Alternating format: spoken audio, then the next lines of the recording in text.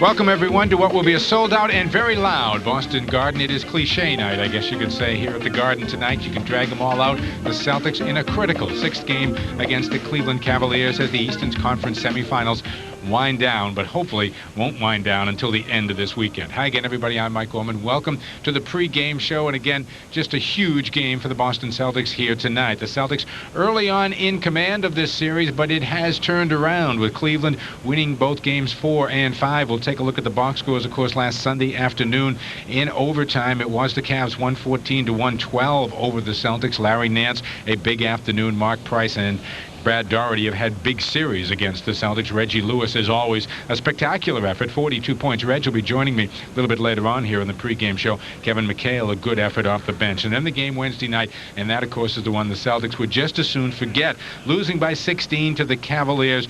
Daugherty, Elo had a career game, 20 points, and a career-high 13 assists. Larry Nance with 18. The Celtics, though, with Reggie Lewis getting 27, then Kevin Gamble, 18. Nothing really to speak of out of Robert Parrish and Kevin McHale, and that was really the story of the game the other night in the Cleveland. So the Celtics with their proverbial backs to the wall here tonight in that must-win situation. Hate to use them. I'll try not to use those again all night long. Earlier, the Celtics worked out. Here's some of their reactions as they head into tonight's game. Well, it really is. We have our backs up against the wall right now. We can't afford to come out the way we did in the last ball game. We have to make sure that we come out and be ready to play with some intensity at both ends of the floor. You guys almost have to get more physical on defense just because now your backs are against the wall, Rich. Well, we do. We can't afford to give up easy shots. Whenever someone is going in for easy layup, we have to make sure that if we do foul them, that we make them pay for it. Yeah, I mean, our defense hasn't been like it was when we won all the games in the season. The sweep with Indiana, I think, that is the key. Just because they've scored 60 some odd points in the first half, and those guys get hot, and it carries on to the second half, and they get confidence, and all of a sudden you got 5 guys who can really put the ball in the hole. So if we can get them out of what they want to do, make them miss some shots, make everything tough for them, I think it could be a really good night for us, and maybe we can carry it on to Cleveland. Yeah, I mean, we have yet to really play great defense this series. I mean, maybe it's about time you guys start giving them credit for being a good offensive team. But their shooting percentage has been too high. We haven't forced enough turnovers. We haven't forced enough miscues on their part. So it's going to take a big effort by us tonight. But I know that I and everybody else feels real confident going into the game. We got to come out, put it on them tonight, play great basketball, and then Game 7 take on a whole new identity, but the only way you get a Game 7 is you got to win Game 6. I don't think you can go out and play soft against this team. They move the ball well. They find the open man. If you double team, they have the ability to burn you. This is one of those situations where your back's to the wall and you just got to go out there and give it everything you have from each and every player. As I said, it is cliche night here at the Boston Garden. They were pulling them all out this morning at practice. The Celtics went through a full practice. Chris Ford didn't really hold back anything at all as he had the Celtics working out for quite a while, and they were a very serious bunch at their workouts this morning. On the other side, Cleveland had a very light workout here in Boston. Only were on the court for about a half hour, just kind of walked through some drills, and here are some of the reactions from the Cavs headed into Game 6. They've all been good, hard-fought basketball games. I don't think this will be any different. So, they're going to play hard here. Like I said, they're at home, and, they have all the advantages. So, it's going to be difficult on us no matter what. So, we're going to just have to be ready to play. Physical game. The demeanor of both teams is not that way. It's just, I don't see that happening at all. We played good basketball in the last, few games, so I don't see it getting any rougher. I think it's pretty important. We need to, come in and execute, do what we want to do, and try to get the win. If we don't, we just go home and play. But we think we can win here. We know we can, and we just go concentrate on that. If we could just play the type of ball game we played the other night with the ball movement, the good defense, the rebounding, and the shooting, I mean, we had it all working. So if we could just do that one more time, I think we can move on. The Cleveland Cavaliers looking to move on for only the second time in their history. You have to go back to 1976, the last time that the Cavs made it to an Eastern Conference final. So that pretty much sets things up Welcome back once again, everyone, to the Celtics pregame show. They're cooking the sausages up outside, and the building will be cooking soon inside as the Celtics getting ready for a critical, obviously, Game 6 against the Cleveland Cavaliers. Joining me now, Reggie Lewis. Let me talk a little bit about the game the other night, Reg. First, your synopsis of the Game 5 in Cleveland. Well, we just didn't come out and play aggressive at neither end, especially the defensive end. We just didn't have that intensity, and we didn't do anything to take them out of their offensive rhythm. You know, they executed their offense very well, and they got any kind of shots that they wanted to. Yeah. Let me ask you the question that I know is going through the minds of fans who want to ask it to you but wouldn't have the nerve. I'll try it. They want to say, how can you come out in a game like that and not be intense? Well, it's something that you just can't explain. We know what's at stake. We just didn't go out there and play like it was. We just went out there, just thought the game was going to come to us, and it never happened. Let me, I know this is a hangover from watching the Knicks series. I saw Craig Elo on TNT after the game, and he talked about what a pleasure it was playing the Celtics, what a bunch of great guys the Celtics were. I look at the Knicks-Bulls series. Is it time for this series to become more like the Knicks-Bulls series? I think so. I think it definitely is. I think we've been playing too soft. Guys been just going in for uncontested layups. When we do foul them, they make the shots. So we definitely have to make sure that we get more physical out there. You guys had such a great one at the end of the season. One of the keys to it, you were holding people down around 43%. I look at the numbers from this. Cleveland's up around 53. Well, they've been shooting the ball excellent the entire Larry series. Nance, especially, yeah. Well, all Mark Price, Doherty, Elo, and everybody else right on down the line. We just haven't been playing with that same kind of intensity. Before this series started, we've been holding opponents to 45%, and we know the only way we're going to win is that we get back that same kind of intensity on the defensive end. Yeah, I think I know the answer to this, but I want to ask you anyway. Have you had a chance to sit back and enjoy the fact that you're getting 29 points a game? I mean, I look at the playoff stats for the NBA, and I see names like Jordan, Malone, Lewis. Maybe it'll be July when you do it, but sometime you got to sit back and feel pretty good about all this. Well, right now, there really isn't a time for it. We're still in the playoffs right now, and that's the only thing that's on my mind, just going out there and try to help my team win ball games. I think once the season is over, and I may have some time to reflect on it, but not right now. Yeah, people have been trying to make a whole lot about Larry coming back, and people saying this has become Reggie's team, and now Larry comes back in. In your words, what it's been like the last week, and how you feel about 33 being on the floor? The team's still Larry's team, and I think it'll always be Larry's team. I think just by having Larry back, it takes a lot of pressure off myself and also all the other players out there. Larry is such a leader out there on the floor, and just his presence, he's going to demand a lot of attention, and that's just going to take pressure off everybody. How much does this building mean tonight, Rich? It's going to have a big impact on the outcome of the game tonight, especially when things aren't going well for us. The fan can really get involved into it and pick us up and give us that lift that we really need to get over the hump. Yeah, it's been a joy to watch your evolution as an NBA basketball player, and good luck tonight. I hope we're standing around here next week doing this again. Well, thank you, and I hope. Our pregame guest Chris Ford will be coming by with a Pizzeria Uno report when the pregame show continues here from the Garden. Now for the Pizzeria Uno Chris Ford report, brought to you, of course, by Pizzeria Uno. It could only happen at Uno's. And Chris, I know this morning you didn't let the guys off easy. You went at them pretty good and had a long practice, right? We just went through a shoot-around, really. Normal day preparation, and, we've been going through this game plan now. This is our sixth try at it, and hopefully tonight will be the charm where we go out and we execute the defense properly. Let me ask you a question. I'm watching the game the other night on TNT. Craig Elo comes on with the announcers after the game. I mentioned this to Reggie earlier in the show. Craig said what a pleasure it was to play against the Boston Celtics, what a fine group of guys they were, how this was nice, clean basketball. And I watched the Knicks and the Bulls last night. Does this series need to become more like the Knicks and the Bulls than what Elo was describing? I don't know if it has to come exactly like that. I think that we have to pick up our intensity as far as defense. There are far too many baskets being scored in the paint uncontested, and that doesn't mean that we want to get dirty or anything out there. Just that we want to stop the penetration. And I think there are two very well-rounded teams that are playing the game, and it has been a clean series, and it'll probably be continuing, but I think we'll get more aggressive. Reggie was on earlier, and he was saying what an elusive thing it is, and it's hard for fans to believe. But I mean, Reggie was the first to admit that he said we just didn't have the intensity the other night when we came out. We just let that game get away from us, and then couldn't get it back. When you talk about intensity, it's also being focused and doing what you're supposed to be doing out there. You're supposed to react when a play is run this way. Player is supposed to be in a certain position, and all of a sudden he's not. And it's not just one individual. All of a sudden it starts snowballing. You got 3 or 4 different guys at various times making mistakes.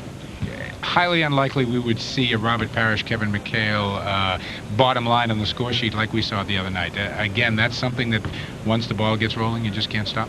And throw Eddie Pickney in there as well. Our 3 big guys just didn't have anything for whatever reason.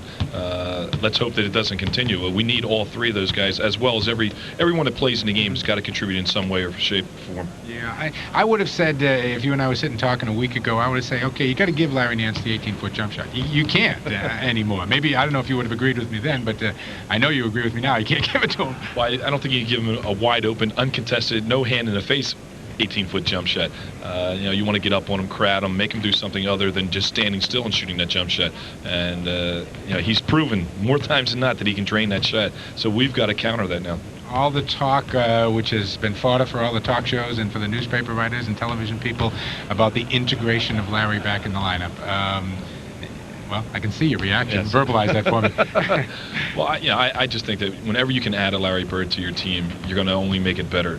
And, he had nothing to do with the reason why we didn't play well in those 2 games that we lost.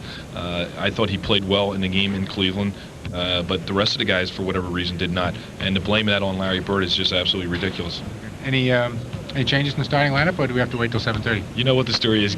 Wait till game time. Okay. Good luck tonight. Hope we're doing this next week. Thank you, Mike. Okay. The Chris Ford Pizzeria Uno Report brought to you by Pizzeria Uno. Tom and I will be back in just a minute. Welcome back once again, everyone, to the Celtics pregame show. We're just about 5 minutes away now from Game 6 of the Eastern Conference semifinals. The Celtics and the Cavaliers. Mike Gorman joined now by Tom Heinsohn. Let's talk a little bit, Tom. You were out there for the game on Wednesday night, and really not much of a game after, what, maybe the first quarter and a half? Well, I thought they played pretty effectively until about 3 or 4 minutes to go in a half. And then Cleveland made a run at them and got up by 7. But I thought the Celtics were very much in this, in that ball game, and then they really blew them apart in the third quarter. Cleveland came out very determined in the third quarter to establish what they wanted to do, and they did it. Okay. How did the Celtics stop them from doing that here tonight? That's the big mystery, and what I'm fearful of happening here tonight is that the chemistry may have broken down 2 games ago when we were out here and talking. The Celtics won on a Friday night. I thought that was the gutsiest team effort I ever saw, and a team that refused to lose. I don't know if they still got that in their body. Can you get that back, or is that something that elusively comes or mysteriously comes and then mysteriously goes? They had great confidence in themselves and in their abilities, and I hope they still have it. Can it come back? It wasn't there the other night. Okay. How about the all this talk around Larry Bird? Does he start? Doesn't he start? How much does he play? Does he play all the time? Do they substitute offense, defense for him? Is that a problem with this chemistry disappearing? Well, I don't think it's Larry Bird. I think it's a combination of working 2 players back into the lineup, Larry Bird and Dee Brown. And I think Larry Bird is a great all-time player, and he certainly knows how to help the ball club. But Dee Brown is a very inexperienced point guard. And I think defensively they feel he can stop Mark Price, but that doesn't seem to really work. In the meantime, I think they're sacrificing some of their own offense and Bagley being on the bench. Do the Celtics have to get more physical, Tom? That would be nice. I mean, that would be really nice. I mean, that would be super nice. Yeah, okay, so they do need to stop some of these people floating through the lane and get people these finger rolls. People are getting to the hoop too easily, and you take a look at the Knicks Chicago series, and there's people hitting the deck and everything else, and this team doesn't seem to feel that they have to do that, needs to do it to win, so that's the way they've been playing. So I doubt whether you're going to see somebody hitting the deck tonight. Joe Klein is a name that comes to mind. Is there any other guy? I mean, does that Pinckney have to be the guy to step up and do that, or? It's not the type of guy that has that temperament either, yeah. But, they've got so many big guys that can play. I don't know why they haven't been doing that. Over several years, they played with 3 big guys that had to watch their fouls. Now they got a lot of big guys they can use. Why not use the fouls? Okay, we will see. Will it be a more physical series? That's one of the things I talked to Lenny Wilkins about just a short time ago. Coach, first off, congratulations on 2 great wins since I saw you last, but that one in the Boston Garden last Sunday must have been a whole lot to the confidence of your team.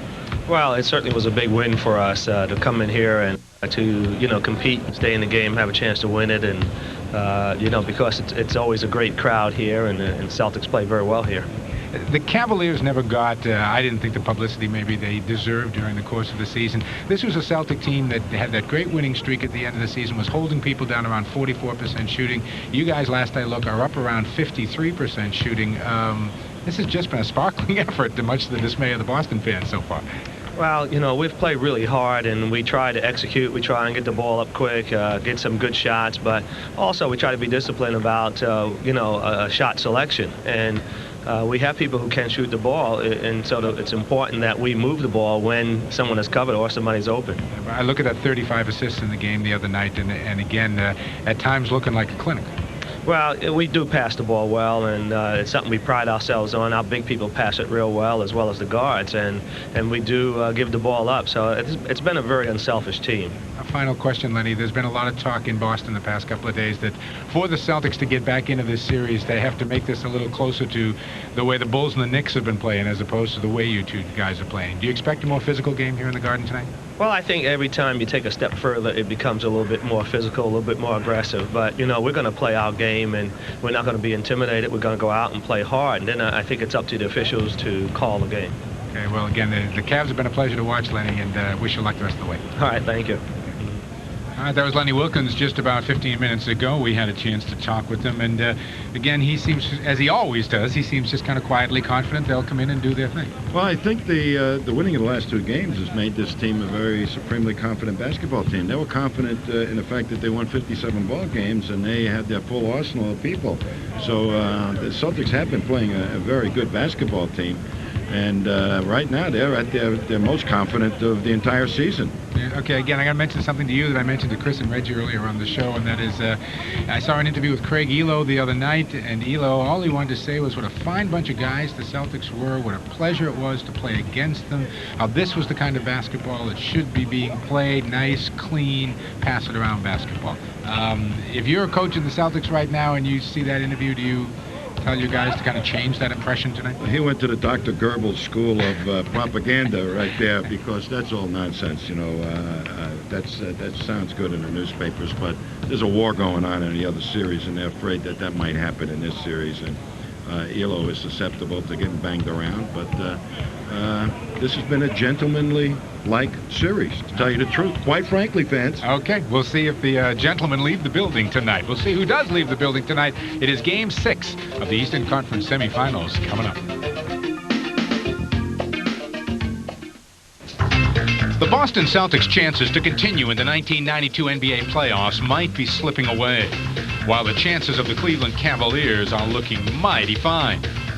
Wednesday night, the Cavs battled the Celtics in Cleveland and were able to pull out a Game 5 victory to lead the series 3-2. This left the Celtics with much to think about as they traveled home.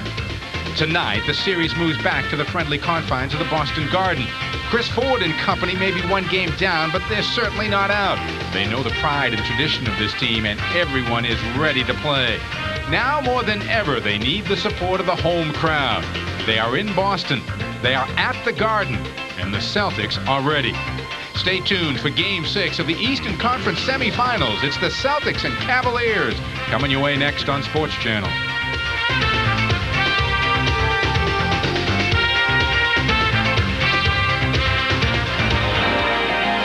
Welcome, everybody, to the biggest basketball game of the season here, at least the season to date at the Boston Garden. The Celtics in Game 6 of the Eastern Conference semifinals against the Cleveland Cavaliers. Hi, everybody. I'm Mike Gorman, along with Tom Heinsohn. Cliche night, I guess you could call it, Tom. You drag them all out here this evening. We'll use them all before we're through. I'm sure. And it really is an important game. And the reason it's important, other than the obvious, is the fact that Cleveland right now has supreme confidence in their ability to beat the Celtics. And it's going to really have to take a great effort by the Celtics to turn that confidence off. All right, let's take a look at one of the places where that effort will need to begin, and that's in the backcourt. John Bagley matched up against Mark Price. Well, prior to the last game, the assist department, both of them were virtually even. Bagley obviously not a focal point of the Celtic offense, and Price certainly is. So you can see that the scoring average significant in one respect.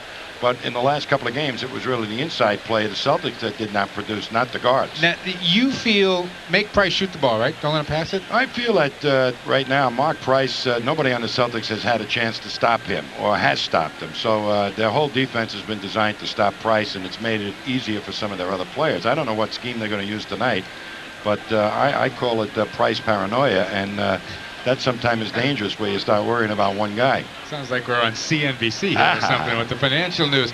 If it isn't the backcourt, it is the front court. And, of course, the other night it was all Doherty and no Parrish. A lot of pressure on the Chief here, I think, this evening. Well, there's the rebound department, and Parrish really, they need him to dominate Doherty on the boards.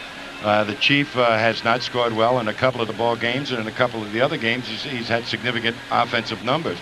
The real big matchup certainly is Kevin McHale coming off the bench, and then Larry Bird. And, of course, Larry Bird, it appears Larry will start tonight. Does that mean a whole lot, Tom? If Larry is going to be a significant player, probably the best place to play him right now is at the power forward position in the starting lineup. That will enable them to put a power forward on him, which is a tough matchup for them to defend Larry, if Larry can produce a Larry Bird type of game. Nobody knows yet. Okay, we will find out pretty soon, though. It certainly will bring the house down when they introduce Larry Bird as the starter tonight, and we'll be back for those starting lineups after these words.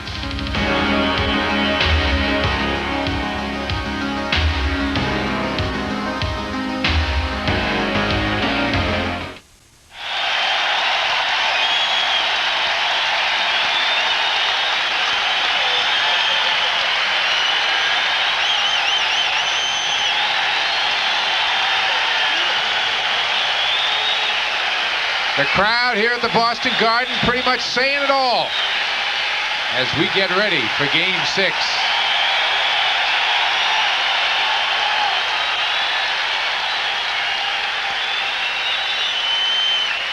Tonight's starting lineup is brought to you by Speedy Oil Change and Tune-Up, where this month you can get an oil change and automatic transmission service both for $64.95. That's the Speedy Oil Change and Tune-Up starting lineups about to come your way.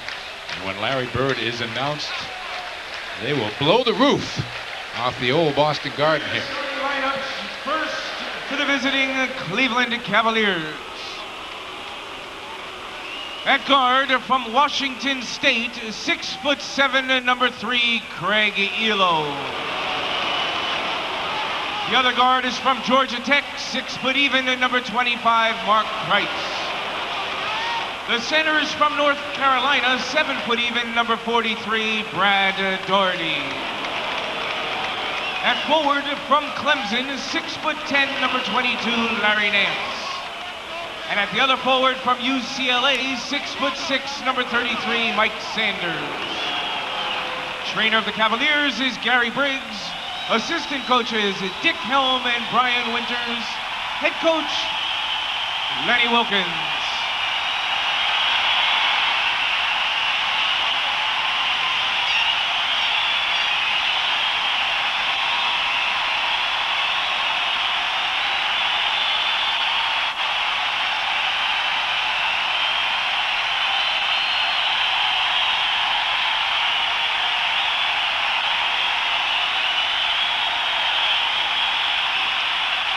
And now, introducing the Boston Celtics.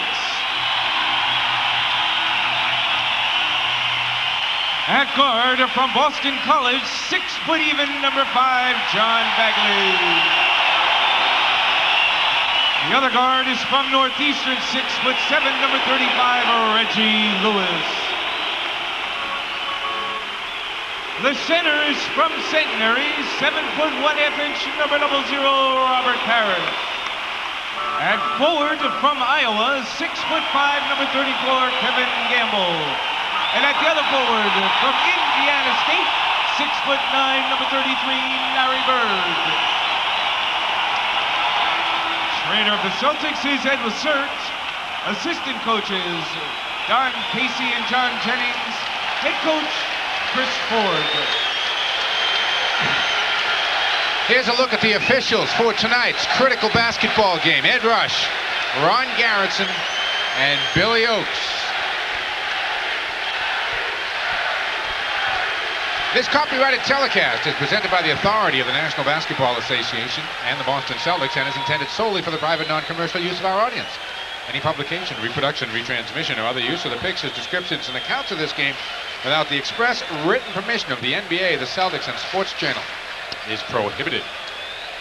Well, Larry Bird starting is a big, big situation emotionally for this ball club now.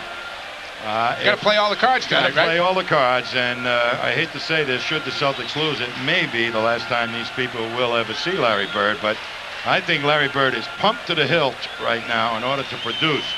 I think he felt fairly effective in the last ball game. The first one he was just that he played in, he was just trying to get his feet underneath him and fit in. But this game could be directly placed in his hands if he's able to deliver it the way Larry Bird has been known to deliver in the past. The Cavs could be history in this game. And you can see how nervous Larry is right now with those little huffs and puffs. But the guys that really have to produce are Kevin McHale coming off the bench, and Ed Pinckney coming off the bench right now is going to be a +2, because when Bird was coming off the bench and was matched up with McHale and Parrish, they had a very, very slow front line and couldn't defend the quickness on the fast break of the very quick Nance and Williams. So a good adjustment by Chris Ford, plus the emotional lift that Bird may provide early in this ballgame.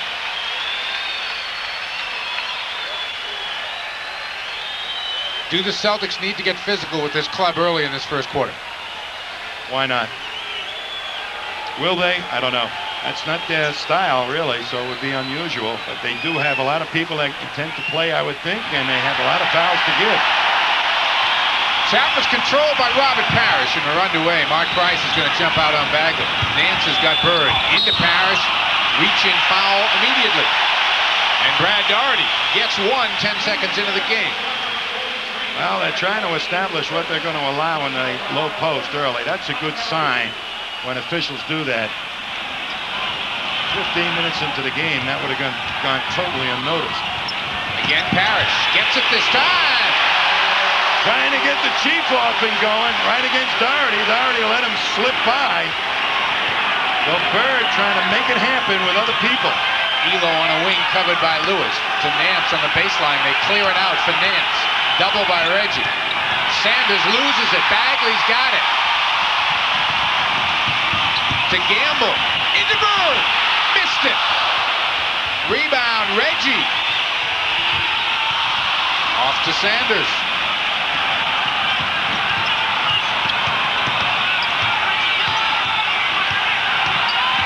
Elo. Well, they utilized that mismatch. Bagley was forced to pick up Elo on that, pick up the court. Bird pops out high. Looking at Gamble on a cut, and Gamble got two. First man off the pick on the baseline was wide open that time. Bird going to be the playmaker, it looks like.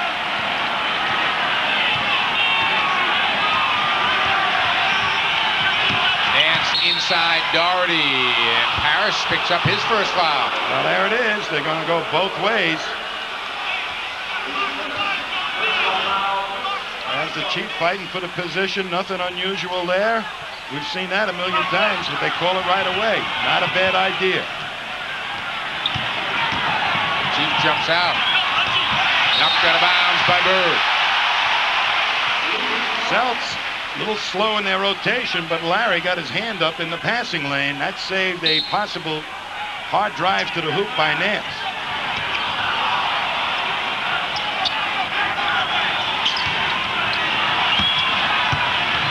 Sanders. They have not used that matchup an awful lot. Tied at 4.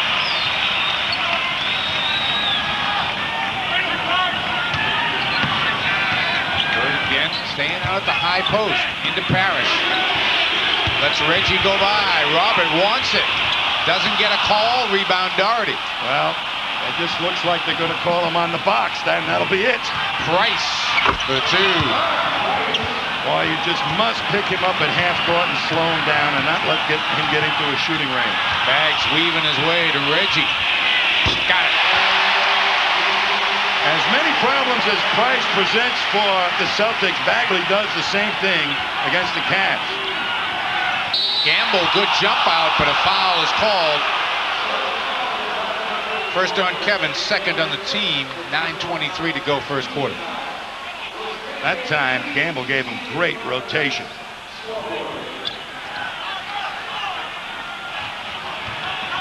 Inside Nance.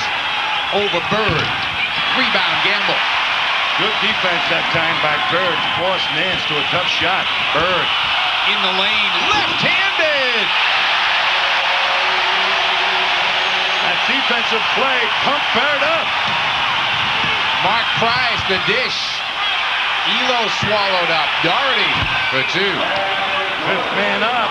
Very alert to people coming up behind the penetration. Gamble the dish. Bird fakes it.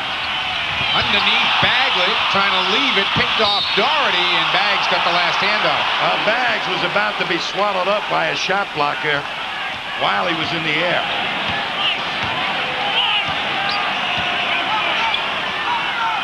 See Bird, though, really looking to pass. Sanders, quick shot. Bird, the rebound. Larry will bring it up himself. Nance awaits him. Screen from Parrish. Bounce pass. Robert for two. The assist to Bird. His third. Bird is going to be in this ball game until that pink skin turns pure white. Reggie right back, trying to dish it. Parrish tracks it down. Bird now just coming into the offensive end, and Baggs hits a jump shot. Great look to get that ball up the court and put the heat on the Cavs defense. All five of the Celtics have scored. Foul on Bagley outside. It's 3 on Boston, still just 1 on Cleveland.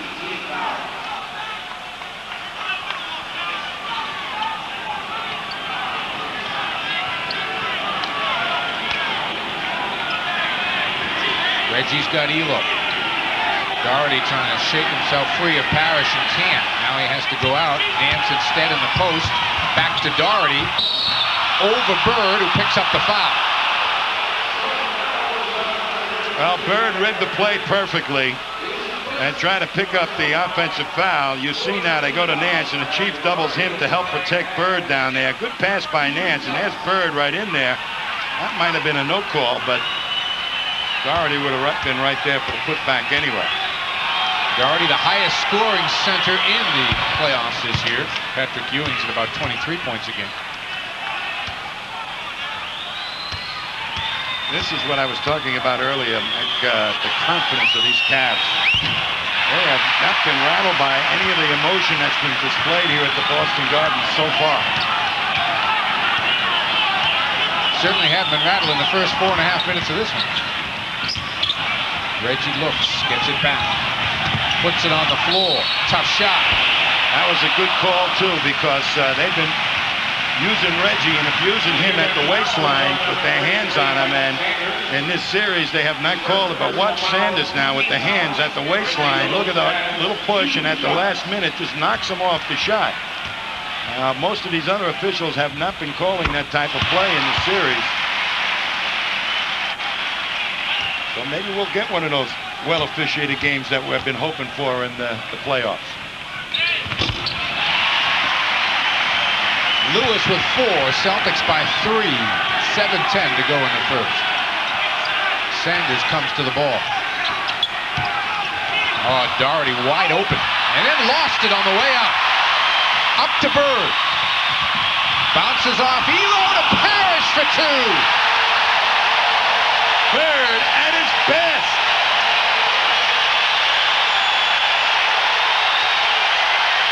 And the Chief trying to rectify what happened in Game 5 in Cleveland.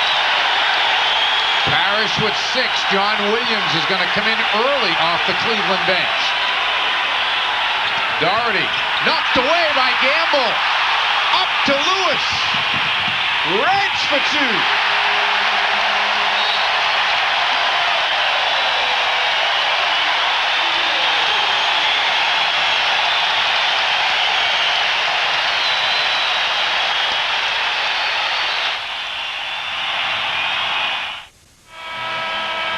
commitment to running. There's 3 zips and 2 zaps. The zips do the rebounding this time, and the zaps do the running. Here comes Bird looking behind to see the Chief coming up right down the middle of the court. So great commitment by everybody to help each other out. And Bird has gotten this team off and going early. Celtics a 5-2 edge off the glass, and that's got John Williams into the Cleveland lineup.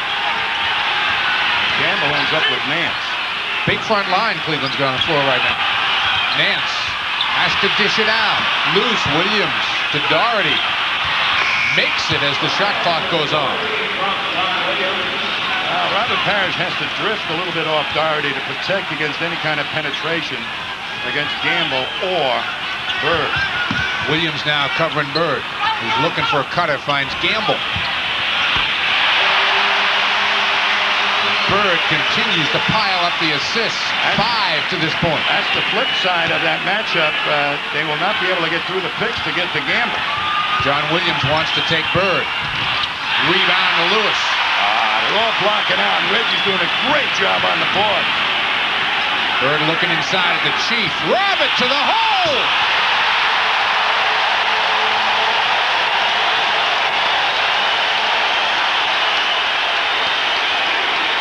Points for Parrish, 6 assists for Bird. Rebound to Reggie. Bags in the middle, up to Bird. Wants it. Got it! It's Bird basketball. No question about it here. What a move by Chris Ford. It's paying off. The Celtics a 12-2 run. Price misses. Rebound Bird. Reggie to Gamble to Bags. Yes! Another timeout for Cleveland.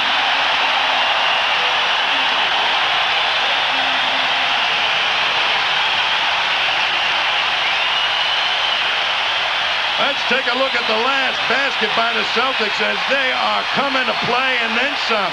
Bird in control. Reggie's going to take it hard to the hoop. Reads the shot blocker. They swing it beautifully to Bags, the open man. And it's a complete drill job by Bags.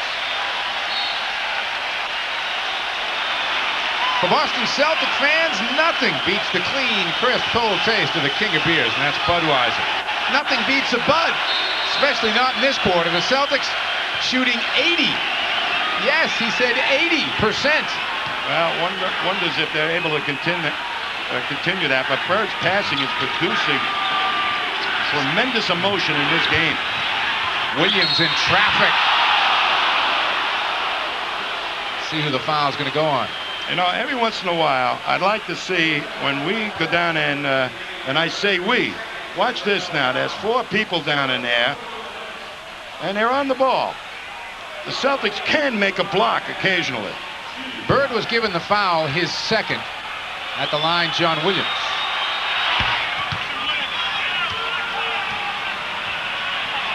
First point of the night for Williams off the bench. Celtics by 12. But you see what their strategy was on that last play is come out of the huddle and go at Bird to tire him out. They know that perhaps he's not in the best of conditions, and he has really pushed himself early here. Bagley on a wing gets a screen from Gamble. Price goes around it. Bird. Parrish comes out to set a little pick. Larry. The dish to Bags. When it's going your way, things like that happen. The pick and roll of Parrish ends up in Bagley's hand. Wow. The Cavs now trying to weather the storm. Rebound to Bird. Up to Bags. 4th rebound for Larry. Bird for 3. Rebound Elo.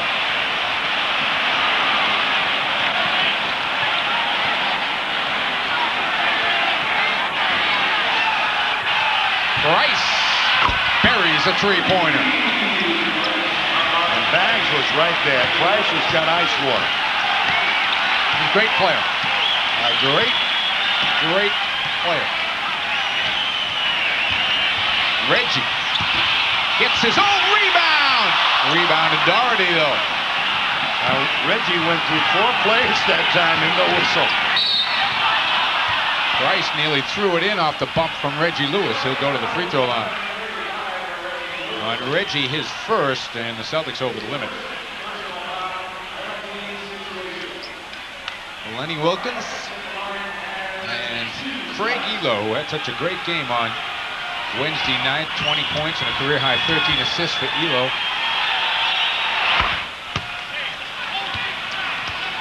Right now, Cleveland has settled down, and boy, the Celtics just threw a comet at them. He sure that did. Would have exploded the universe. That's what I mean by confidence.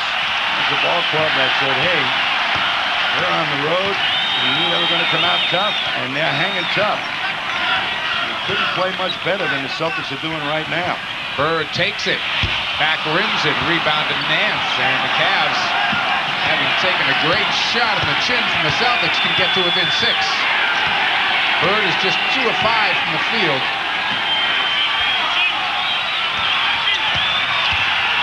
Elo rejected by Lewis. Bags is 4-on-1.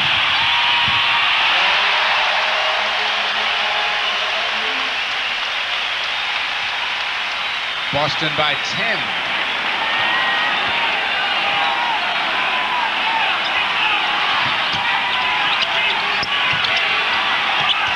Price pops out, looking inside for Nance, fronted by Gamble. Doherty, stripped by Lewis. The Celtics are 4-on-2. Rebound to Reggie. Celtics really running, Mike, off everything, rebounds included, and the first substitution for the Celtics will be Eddie Pinckney. Nance for 2. The first 2 points of the game for Nance come 10 minutes into it. He came rolling off that little pin down right to the basket and had a clear shot to the basket. 1:35 to go in the first quarter. Celtics by 10 in the ball. Bird wants it. I think he knows she's coming out. Bags for 3. Williams gets it ahead to Elo. Now Price. Mark Price. Underneath Williams. Good dish. Nance misses it. Rebound Parrish. That's what the Chief needs to do. And if they don't have the good up quick, they ought to start looking inside to Robert Parrish. Celtics take a timeout. 1:06 to go in the first. They're up 10.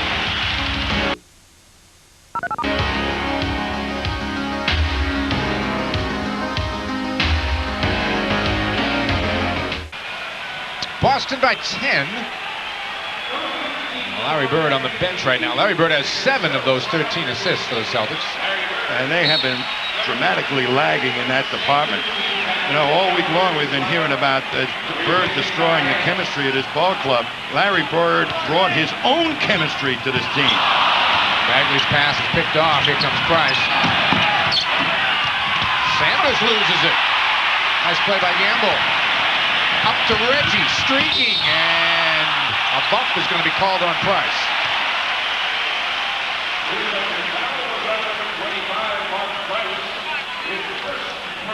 Well, the Celtics spread out, and Bagley with his head up immediately finds the open Reggie Lewis, and there is Price grabbing Lewis's jersey.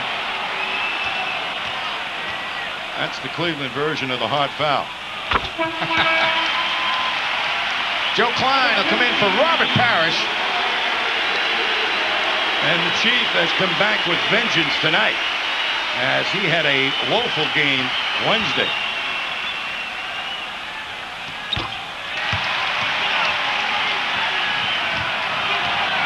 Celtics by a dozen.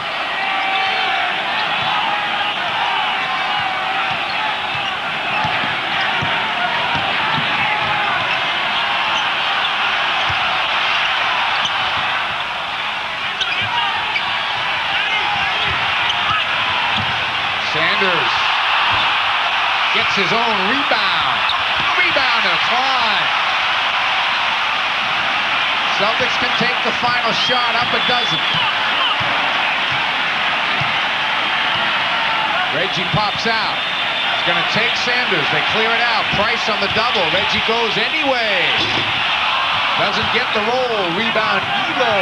And Elo doesn't get it off.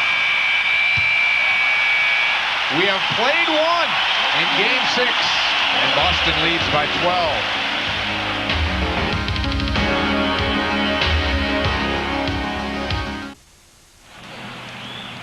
A look at the Boston Garden from the outside, a scene that you should drink in every time you drive by, because it won't be there that much longer as we look behind the old garden to where the new garden construction has begun on the MBTA station down below. The new garden to come on top. And in a few years, we will no longer be sitting in the overhang. I don't know where they're going to sit us yet, Tom. Have you heard that? Let's put our vote in now. Yeah. Somebody said up higher and back further. Larry Bird, Chris Paul was hoping to have his indomitable playoff personality printed on this game early. That happened.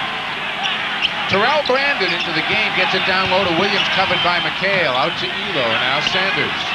Into Doherty. On a cut, Sanders for two. Slow rotation by McHale, as Doherty, when you double him, is a very fine passer. Celtics have Klein, McHale, Lewis, Pinckney, and Bagley on the floor. Eddie Pinckney.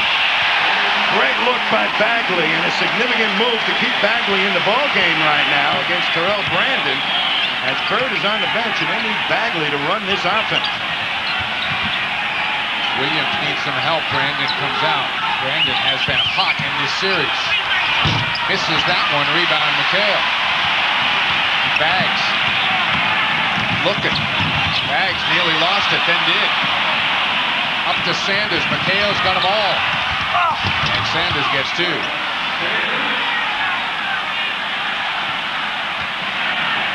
(36-26). D. Brown will be coming in next whistle.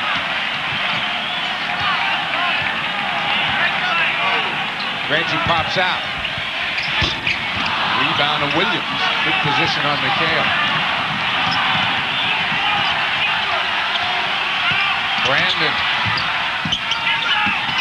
Williams. The crowd wants an offensive foul. They're not going to get it.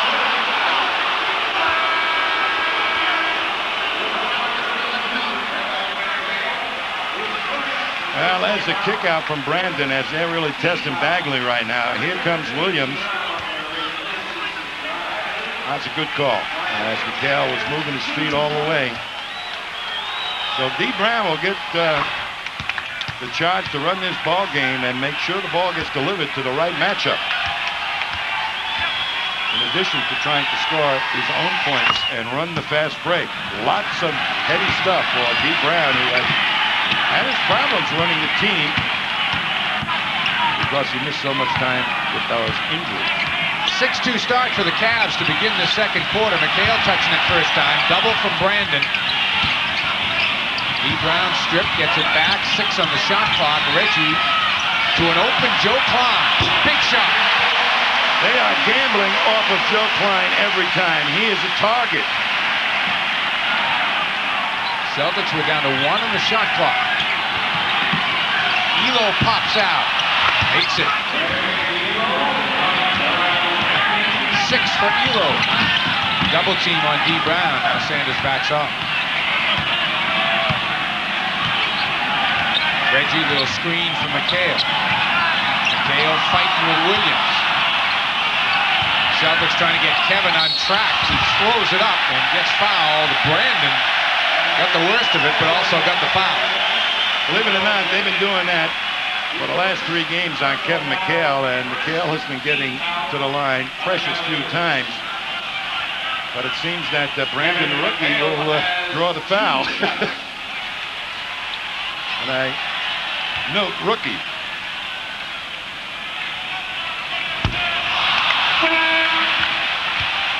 Here comes Larry Nance back in the ball game, and Brad Doherty will get a rest. So it is Nance, Williams, and Sanders up front now for the Cavs. Elo and Brandon the backcourt. McHale 1 of 2 at the strike. First point for Kevin tonight. Celtics by 9.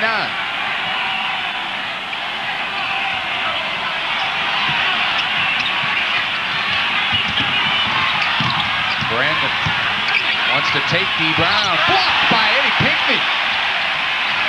5 on the shot clock. Elo draws a foul.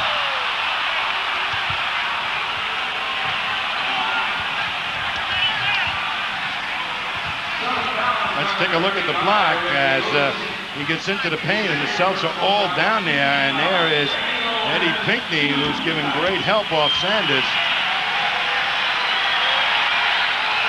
Bird and Gamble are going to come back in. Reggie Lewis gets his first rest of the night with 9:02 to go in the half. Joe Klein also sits down. So Kevin McHale, the center right now.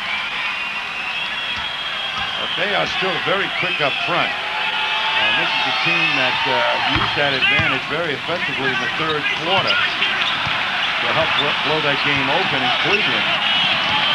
But Brandon is perhaps not Mark Price delivering the ball on the fast break. Gamble looking inside.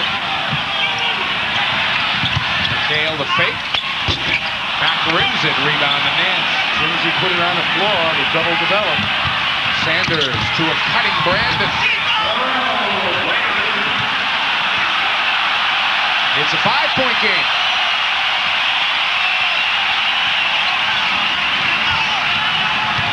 D. Brown back to Bird. D. Brown misses, rebound to Elo. Boy, they putting a body on Eddie Pinckney. They're just holding him. A 10-3 run by the Cavs. They're down 5.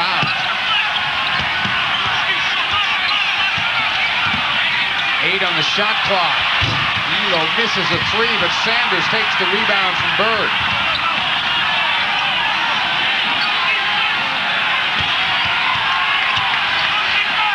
Brandon again. Rebound to Larry. Up to Gamble. With this team, the Celtics not really going to be able to run that effectively. McHale again. Spins. Tries to come back the other way. Nance was waiting for him, but a foul is called. And Kevin McHale will be the prime target if they do not get the ball up for a layup. You watch now, as soon as Kevin gets the ball delivered, puts it on the floor, that's when the double starts to happen. Good up fake that time, causes the foul as Nance left the ground. This man must start delivering down there because he will be the offense. They will get precious few fast break opportunities. And Kevin McHale, we all know, has been one of the premier low post players. Bird's layup won't go down, and Nance rips down the rebound.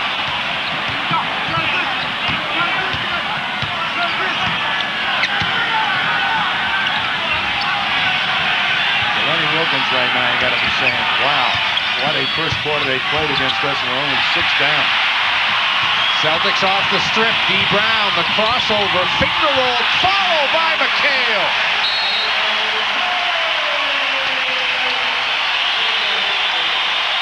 .7:02 to go in the first half. The lead is 8.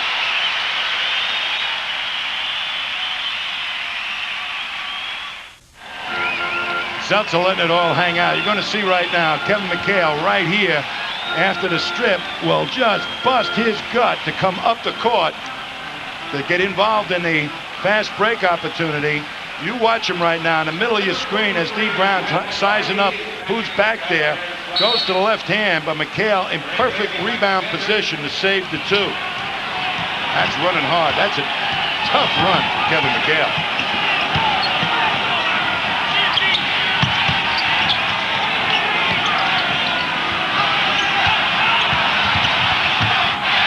Ball's thrown away. D. Brown tracks it down to McHale. Great hustle by D. Brown as the Cavs gave up on that play. Sure did. Terrell Brandon did. Terrell's going to hear about that from Lenny Wilkins. John Battle in the game. Battle. He is a marvel. He can be a real problem, too. He was almost lateral that time when he took that shot. McHale, little screen for Bird. Larry behind the back and buries it. All he needed was a little rest. And it appears right now they don't believe Larry's got that outside shot, and they both backed off him and dared him to shoot. 7 straight for the Celtics to get back up to a 10-point lead. Battle.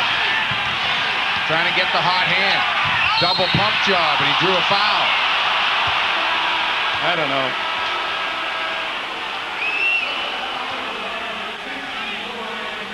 Celtics play this beautifully. As Battle gets into the paint, they cover him. I don't know if anybody hit him or didn't hit him or... Eddie Pinckney, the culprit, according to Ed Rush. John Battle has been very quiet in this series, and I think the Celtics would like that to be what they're writing about him next week at this time.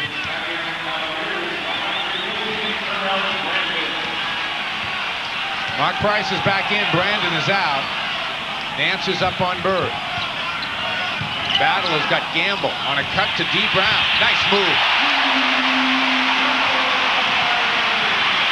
Well, he slithered that left-hand shot through. Cut the reaction time down of the bigger player. Brad Doherty and Ed Pinckney goes in and takes a hard foul. Great help by Eddie Pinckney, boy. And as Joe Klein got off the bench to whip a towel on Eddie because the hard rush by McHale as he rushes at Doherty on the fake takes himself completely out of the play, and there's Eddie saving 2. Those are the fouls the Celtics weren't taking. At least the other night in Cleveland they weren't. Doherty makes the first. Robert Parrish comes in. Pinckney goes out. Well, now it's 3 zaps against 3 zaps. And Mark Price is in the ball game, and the speed advantage now goes to Cleveland. As I mentioned before, Cleveland used those wing people, Doherty, Nance, and Williams, to really break the game open in the 3rd quarter. McHale's got Nance to double from Battle. Kevin takes it anyway. 8 points now for McHale off the bench. 4:50 to go first half. Price. That's all. Come on. Oh. Oh, my goodness. I'll tell you, no breaks tonight. That wasn't even a question. No, that wasn't. McHale hits again.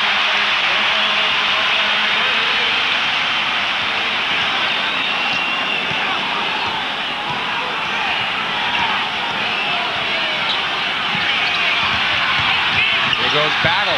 Rejected by Gamble. Celtics are 3-on-2. Bird. Yes!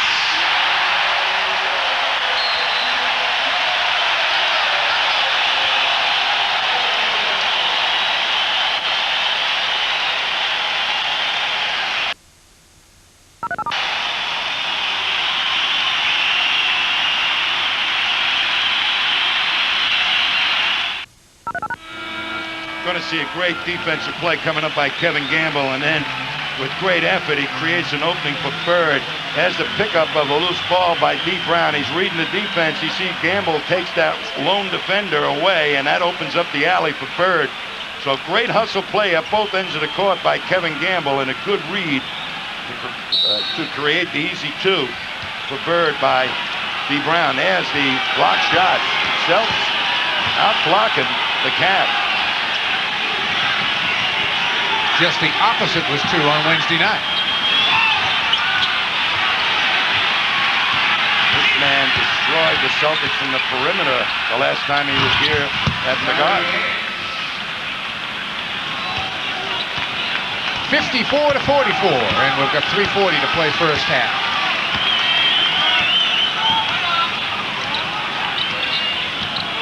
Williams chasing Bird, gets a hand on it, but it gets to McHale anyway.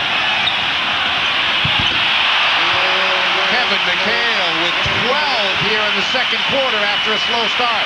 Single coverage that time, and McHale smelled it out.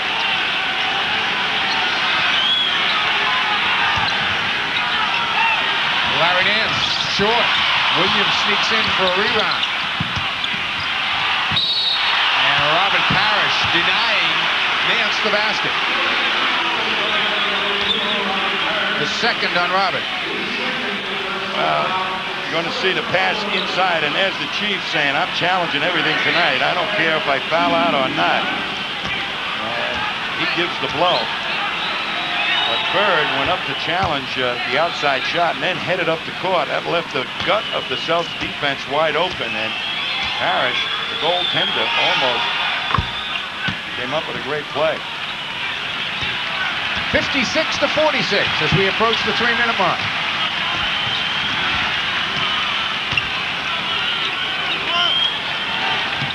D. Brown, nice catch, gets it to Gamble. Dishes from McHale. Spins by Battle. He's got it going now, and when he gets it going, it's tough to shut him off. 14 from McHale as Price misses outside. Williams for 2.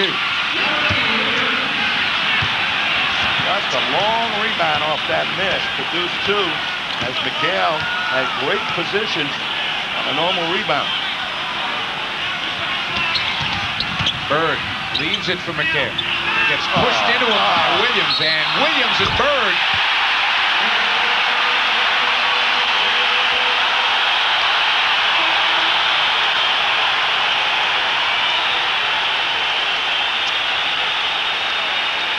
They're pretty nifty with their pushing and shoving underneath.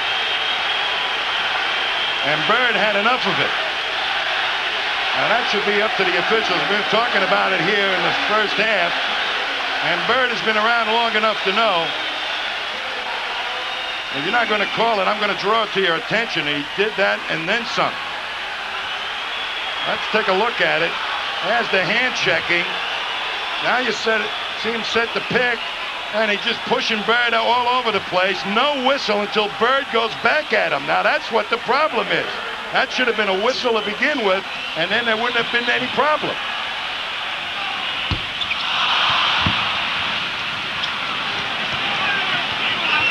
The lead stays at 12.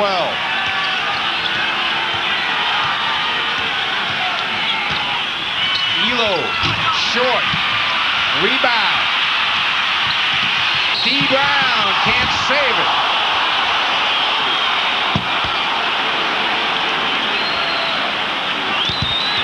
Boy, he just almost went to play for UB Brown.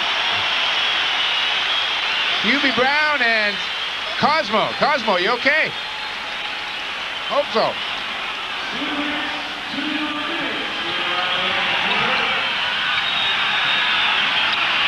There's a lot of Coke on the table down there, though. Doherty misses. The tip goes down, though. Give it to Williams. McHale has great difficulties on his leap because of that bad foot, and he can get overpowered by a leaper, and that's what happened that time. D. Brown, tough shot. Gamble saves the rebound.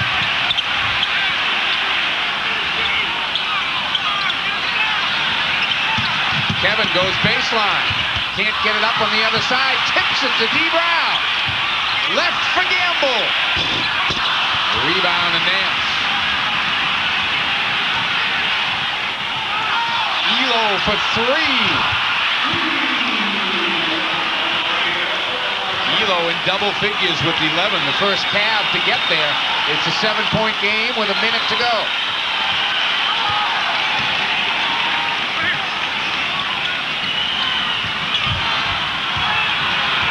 Parrish wants it.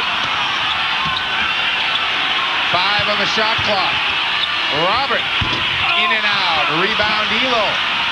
McHale almost had his uniform taken off underneath. Elo again. Rebound McHale. Up to Bird. In the Gamble. Got it. 6 for Kevin Gamble. 10 assists for Larry Bird.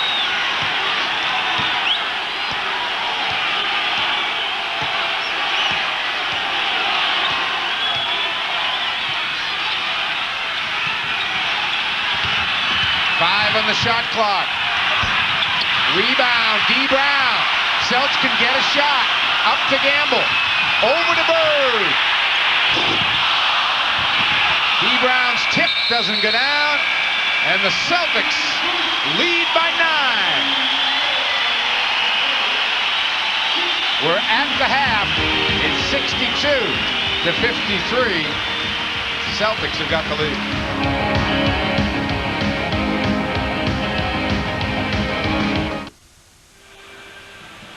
Mike Gorman, Tom Heinsohn back here at the Garden. The Celtics up by 9, 62-53 after 1. We're going to take a look at some highlights from that first half. Larry Bird put his stamp on the beginning of this ball game with plays like this, particularly on the passing side of it. You watch now as he delivers this thing beautifully as the Chief rolls and then eludes the man rotating into the middle to cut off the penetration. The Chief was active. Larry Bird was sensational. And everybody was running and doing their thing. And here's a great strip by Reggie Lewis. And the Chief on the front end of the break. It's picked up by Mark Price. Has to lean to the shot, but Reggie makes the cleanup, rebound, pay. Great moves by Kevin McHale off the bench. And then all of a sudden, when the slow team went in there, they started to make moves like this with Kevin McHale, who had a huge second quarter. 14 for McHale, all in that second quarter. The Celtics up by 12 at the end of 1, lead by 9 at the half. When we return from the Boston Garden, Tom Heinsohn will be chatting with Wayne Embry of the Cleveland Cavaliers.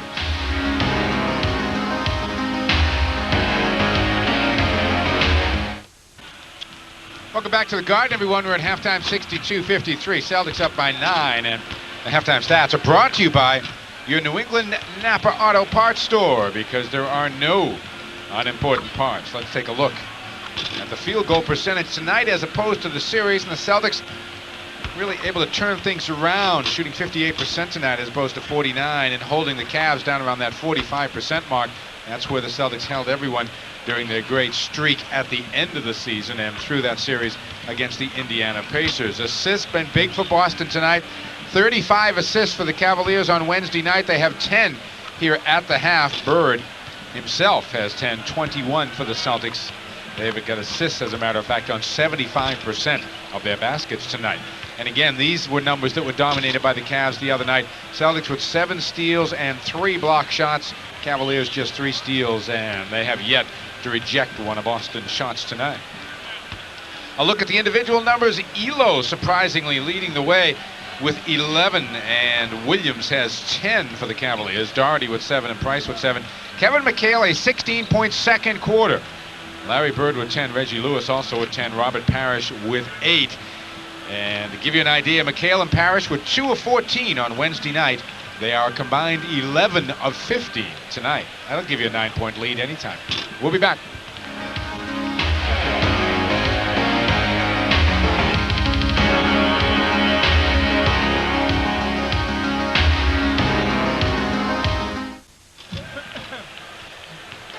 Back at the Boston Garden, Mike Gorman, Tom Heinsohn, as we get ready for second half action. The Celtics up by 9, 62-53. And Tom, you've had a chance to check out that stat sheet. What jumps out at you there? Well, as been going on in this series, 16 free throws to 9 in favor of Cleveland. They're rebounding one edge for the Celtics, but the addition of Bird has brought the pass back into this game. He has 10 assists to give the Celtics 21 for that first half. That's big time passing, and that enabled them to get their running game going. So they took more shots, and they even shot better than Cleveland. And also Brad Doherty only took 4 field goal attempts in that first half. Brett Auerbach along with Don Gaston and Jan Polk downstairs. Have to like what they see and hope that the Celtics can repeat in the second 24 what they did in the first. Chris Ford talking it over with John Bagley, Joe Klein, and Ed Pinckney still out on the floor getting some final shots up there. The Cavs huddled around their coach Lenny Wilkins at the other end.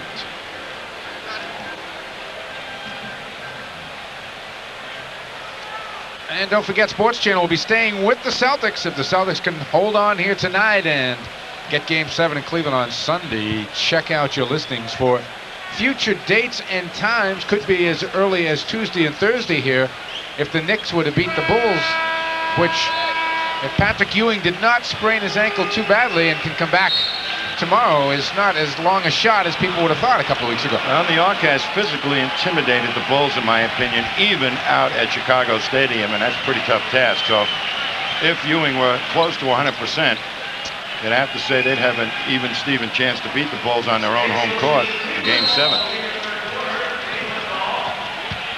It'll be Cavalier ball to start the third. Mark Price, John Williams, Craig Elo, Larry Nance, and Brad Doherty already fighting with Parrish, who steps in front for the steal. In the middle, Gamble. Now the Celtics will set Bird at that high post where he's been all night. Looking for Lewis coming through. Finds him. And I'll tell you, just waited until the perfect instant to deliver the pass. He did. He just waited and waited. Bird battling with Williams. Williams out of bounds. The Cavs turn it over.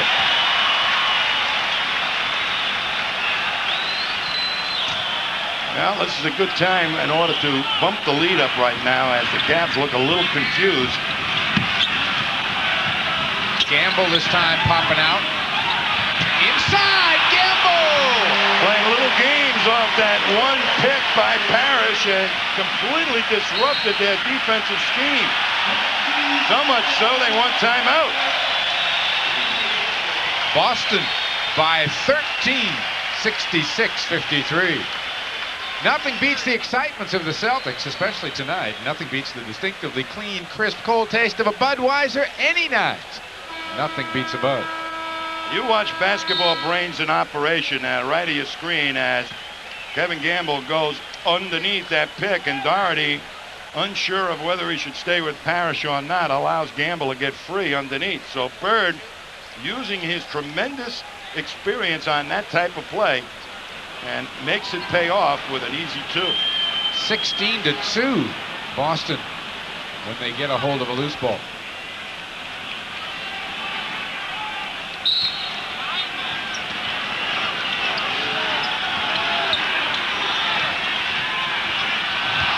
Williams nearly turned it over. Yeah, I like this right here. I would encourage John Williams to try to do that, even though he hits the turnaround. Well, it's taken Doherty out of the game as they've made Bird the target instead of Robert Parrish. Bags leaves it. Bird. Got it. Boy, he just fingered that one. Had plenty of time to get the shot off. 14 points, 12 assists. Mark Price. It's one of the few times tonight that the Cavaliers have been able to go down the lane relatively untouched. Well, that's not such a bad sign because the Celtics are playing Price, and I think their scheme now is to play Price for the pass. And I believe that's the way you should play Price. Bird again. Takes it. Rebound. Williams has got it off the tip.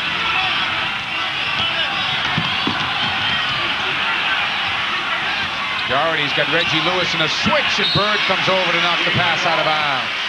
Well, that was a definite mismatch, but the recognition time it took Cavaliers to see it, not impressive. They've been much better at that type of situation in Cleveland. Price again. Hits off the glass. That is a tough shot. 11 for Price, 4 here in the third, 68-59. 9:25 to go in the third. They've got Elo for a foul. You know, that's the first time in this series, the second time in this series I've seen that play called, and that's been going on the entire series. Nobody for Cleveland has more than one foul.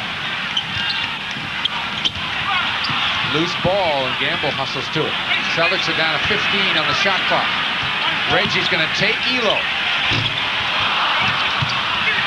Bags trying to keep it alive, and Elo lost it on the sideline. Those are the type of plays that the Celtics now have to jump on. Those are the type of plays you don't expect in the playoffs, as that should have been a clear possession and just mishandled. Get breaks like that, you got to really make them pay for it. Parrish coming out to screen for Bird. Into Robert. Wants to go on Doherty. Rebound to Williams. Well, with the cheap shooting and Bird passing, that leaves the Zips on the board, and they're going to get outgunned there. John Williams, an offensive board. The Cavs haven't had many tonight. Into Williams. Out to Price for three. What a nifty player.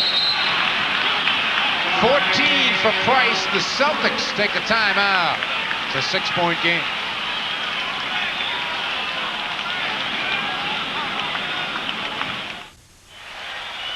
Cleveland's a very smart basketball team.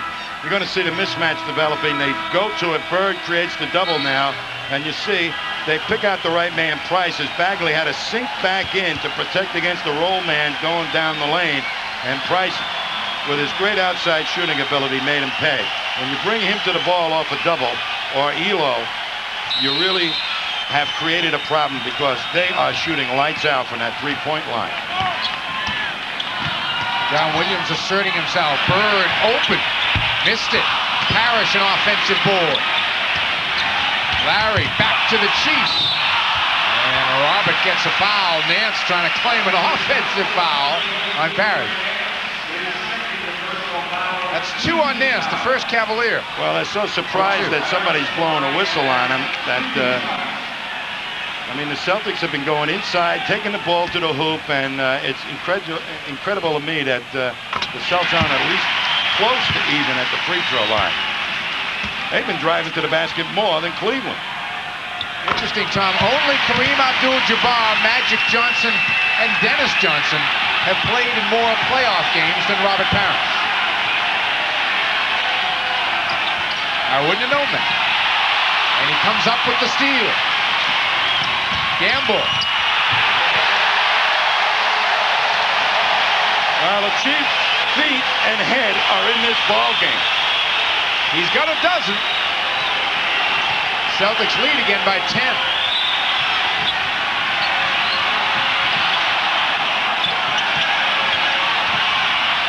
Price finally missed one. Bags. Celtics are 3-on-1. And Price gives the foul. Tom, the Celtics have had, that I can remember, at least 3 3-on-1s, 1 4-on-1. I didn't have many of those at all in the first. Well, Bird and everybody else will keep running, and Bird we have talked about many times as a great outlet man, but Bagley is so important in the scheme of things as a middleman on the fast break. And I think D. Brown, as good as he can play potential defense against Price, you need Bagley in there to run the offense and the fast break. Kevin Gamble, the 5th Celtic in double figures. The crowd would love to see the Celtics just bust the Cavs out of here. Elo. Rebound, Parrish.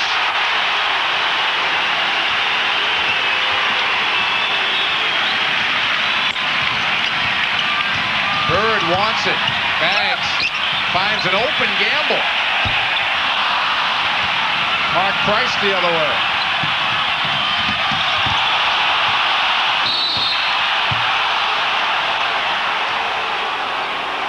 Larry Bird will get the foul, I believe. Well, one of the things Cleveland can do, and they've been criticized over the last couple of years, is that many people feel they have a superior running team and that they don't utilize that tactic quite as much. And they very definitely have a speed advantage over the Celtics, particularly at the forward spot. And it's the Celtics tonight running and far outrunning the Cavs. Double-double for John Williams with 6:50 still to play here in the third. He has done his job off the bench. He has taken the points away from Doherty as they have tried to go at Bird. Reggie's got Williams covering him. Reggie, great first step, and then when it's stripped away. Elo. Celtics back defensively.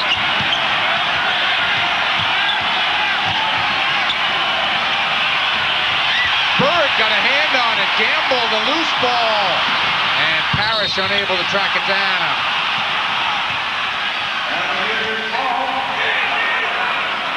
That was a great cover-up for a mismatch as they have backed Reggie right into the paint. Bird went out there and really challenged the passer. That's what you're supposed to do. Mark Price misses. Nance slaps it. Price. Doherty now wants the basket badly and gets one.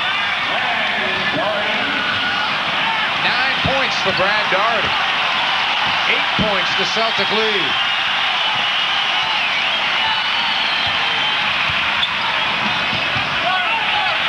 Reggie. Well, I just had Elo in between it. Is he going to drive or is he going to pull up? And Elo didn't know to go up or down on that play.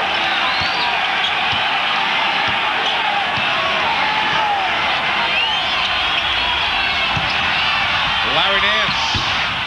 Rebound to Parrish. In the middle of Bags. Gets by Price. Bags the spin. Gamble. That's what I mean about Bagley. He is so important because they're getting easy baskets now. They don't need 24 seconds.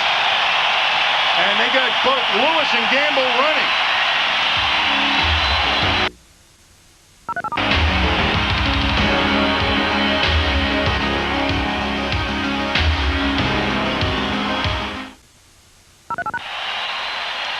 % of the time, if you get the ball in the hands of John Bagley, particularly on this type of play, something good is going to happen.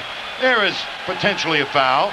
Now Bagley comes up, puts a spin move on, and really creates problems for their defense. And he is really getting it up there and distributing the ball beautifully for both Reggie and Bagley. You put Bagley and Bird on the court together, this offense is going to purr. It's purring right now. 12-point lead, 3 better than the half. Bags, Bird, Parrish, Gamble, Lewis for Boston, Price, Williams, Doherty, Elo, Nance for the Cavs.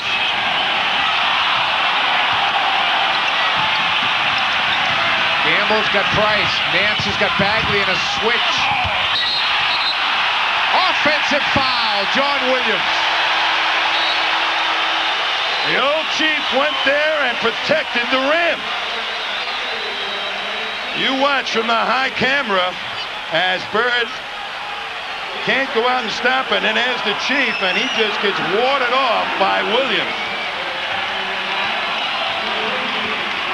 Williams goes to the Cavalier bench. Sanders.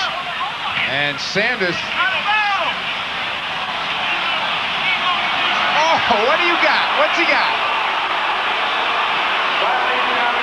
That's a makeup call right there now. Wow. I'm not going to let you get in trouble. That's just flat-out makeup call. An illegal screen call. Give me a break.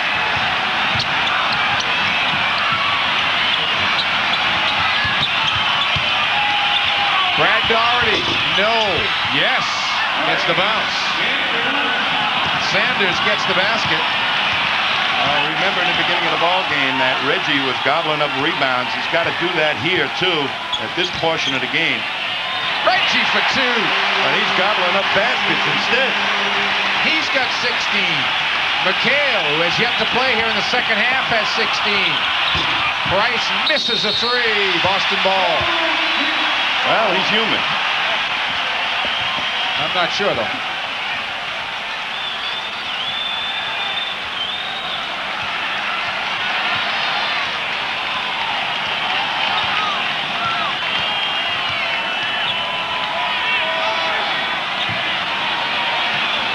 Bird looking for Reggie again now. Gamble. Back to Larry. He'll take a 3. Rebound to Nance.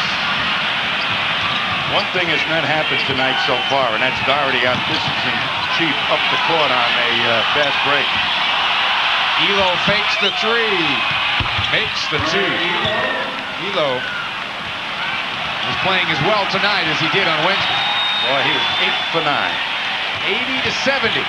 Reggie has it slapped away and a foul's called. As much as Reggie goes to the basket, I'm surprised he's not at the line more. Sanders will get the foul. That is his second. Kevin McHale comes into the Boston lineup and Robert Parrish sits down.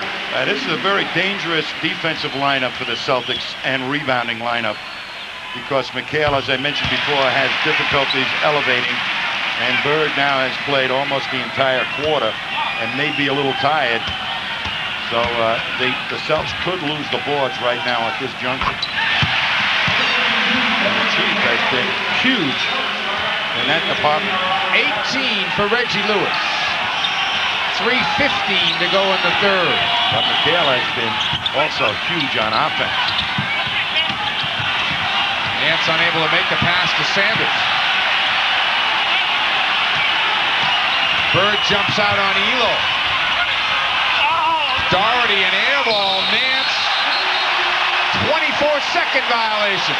Well, all that aggressive defense on the perimeter made the Cavs use precious time, so that when they did get an offensive rebound, it was much too late. Doherty never hit the rim, otherwise it was 2. Under 3 minutes to go here in the third. Reggie, nice move. Trying to get it back out. It comes to Bird. There's the hands again. McHale makes it. 18 for McHale. He's 8 for 9.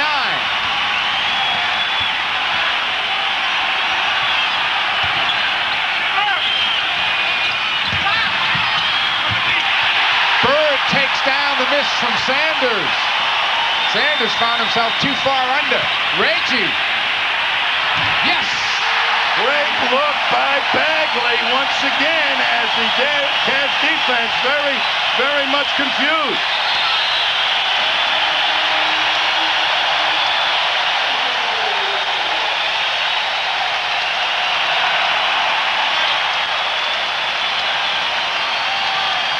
The balcony, Mike, is swaying right now from this raucous crowd.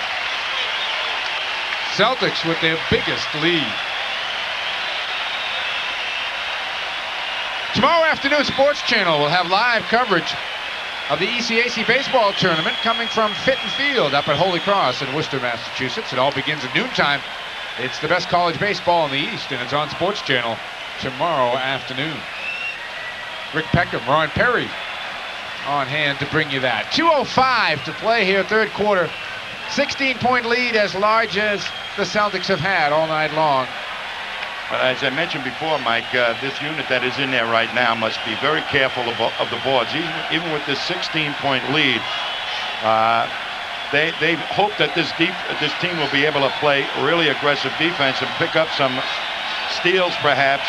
But everybody must defensive rebound and then run. Nobody can cheat up the court. Everybody must come back and help on the boards. Otherwise, Cleveland now with all their big guys in there could dominate and get back into the game against this smaller unit. Celtics with 29 assists on those 86 points. Larry Bird's got 13 of them. Boston has assists on 78% of their field goals. That's amazing. You know, the Cavs are not invincible. When you add Larry Bird's passing ability to that of John Bagley, Bagley understands where the gaps are in anybody's defense, and Bird certainly does. So when you put the two of them on the court together, what you're creating is easy opportunities for their teammates, particularly on the up quicks, because they have been utilizing Reggie Lewis for, I would say, at least a third of his points, getting up where they can't possibly double team him. On the floor for the Celtics right now, it's Pinckney, McHale, Lewis, Gamble, and Bagley with 2:05 to go in the fourth. Terrell Brandon has come in for the Cavaliers. 2 minutes. Pinckney trying to tie up Nance. McHale on Doherty.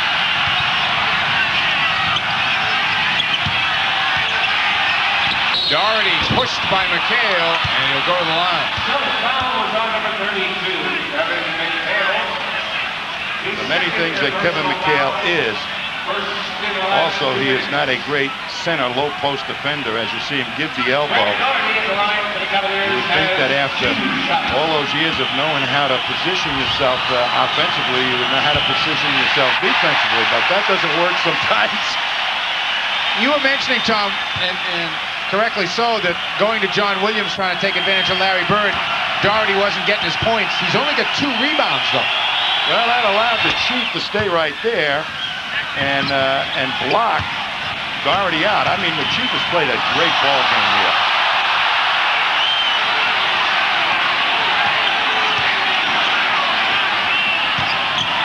Reggie back to Kevin. You got Elo in a switch. 5 on the shot clock. Rebound to Nance. Well, that's what I'm talking about right now. Those boards, boys.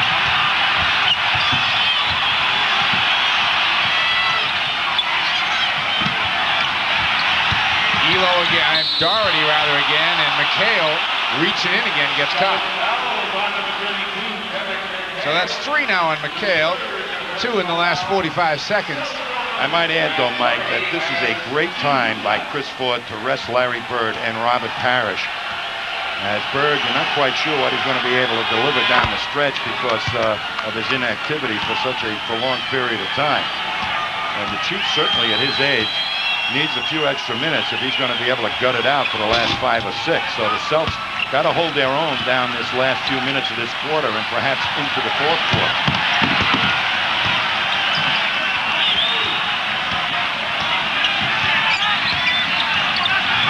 Bags is double, finds Gamble into McHale. Doherty catches up with him. Elo the double team. Boy, Kevin McHale keeps making big shots. Well, Doherty cannot play Kevin McHale because he's got too many moves, and Doherty's liable to end up with a couple of fouls on him. 20 for McHale, 20 for Lewis.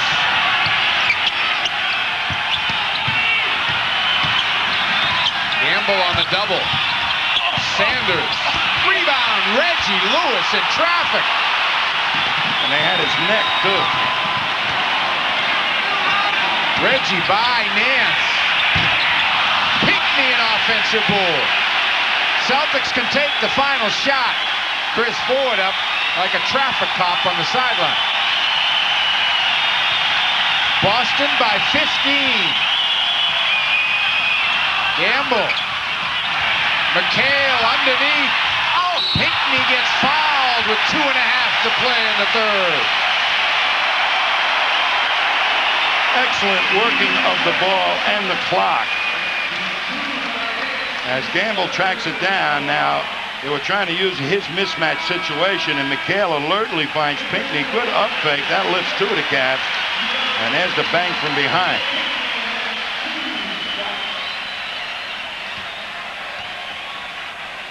I like John Bagley being in the ball game with this unit. So now they have come with Chris Ford to give Bagley a little bit of a rest around the timeout. Deke Brown will play the defense against Brandon.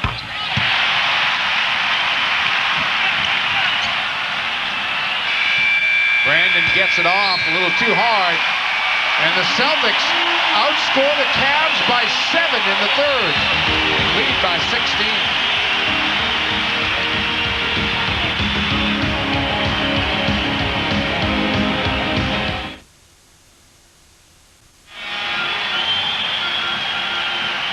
The Garden crowd ready for the final 12 minutes, 89-73 as we're about to start the 4th quarter. Robert Parrish coming back tonight. A standoff with Brad Doherty. Well, that's all you really need is the standoff. Parrish leading in the rebounds and block shots. And there's Bagley. Look at the assist. They have stopped the assists of Mark Price. So the 14 points, hey, that's all he's really added to their offense. And they rely on him to get big number of assists to create good opportunities for the rest of their team. Dee Brown, Larry Bird, Ed Pinckney, Kevin McHale, Reggie Lewis on the floor for Boston. Well, that's a good move by Chris Ford to get Bird back in right now to help his head in the passing game. Bird's runner goes down. Bad back and all. 16 for Bird, 18 the lead.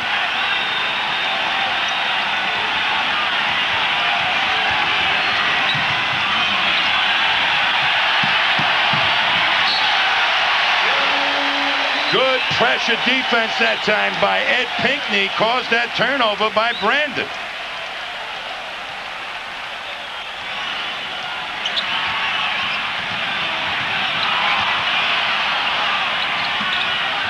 Into Reggie. Got Battle on him. Reggie wants to take him. Kicks it to Bird for 3. Rebound Doherty.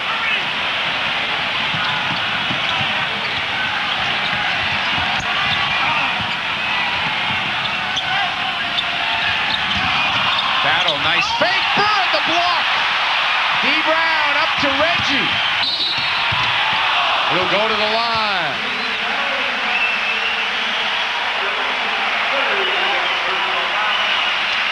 Well, they almost made a cardinal mistake. They both run away from the ball, but Reggie, with his quickness, gets back in there, and Battle just exposed the ball, and off they went.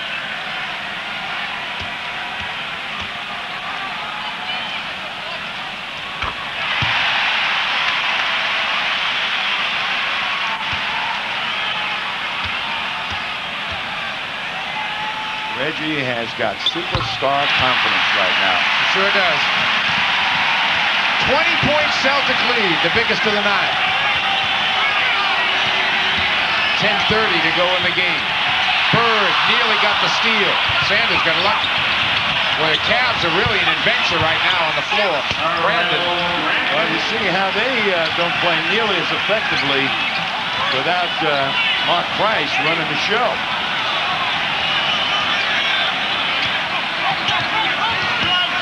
Also taking forever to get into their set offense.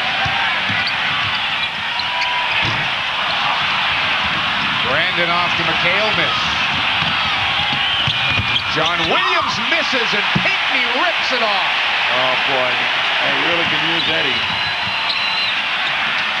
Inside McHale, bumped by Williams, takes it anyway, short. Pinckney, another rebound.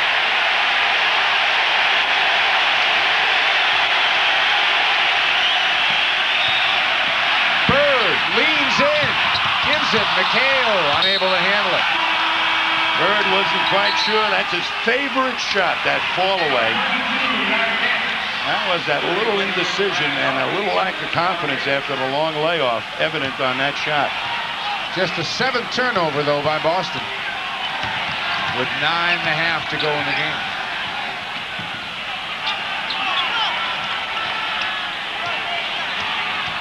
John Battle. He'll go to the free throw line.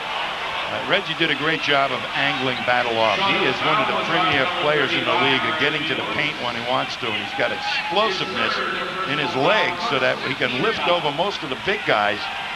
And he's a quick stopper so that when he pulls up, boy, you're still going 90 miles an hour.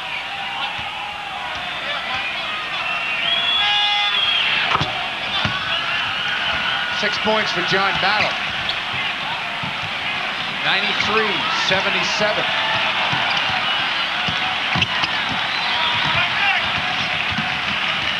Reggie on the baseline. Reggie. Got it. To the promised land, Reggie. 24 for Reg.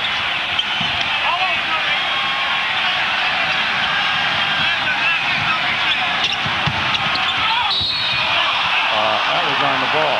That's it. D. Brown was right on the ball. That was right on the ball. They're going to call it on McHale. Yeah, it's on McHale. Look at that. There's no way that isn't a jump ball.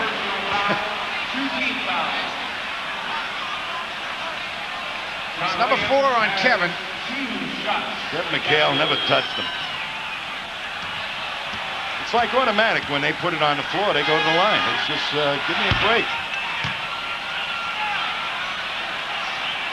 No matter what kind of good defensive play you make, it gets nullified because they will not grant the fact that Celtics can make plays. Williams with 2.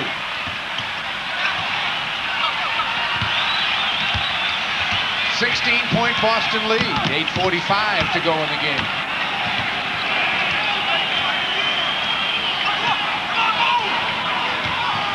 Sanders moving Bird off the spot. Larry. Got it! Well, got the confidence back. Larry Bird. And his shooting hand wide open, Mike. Now the all-time Celtic leader in field goals.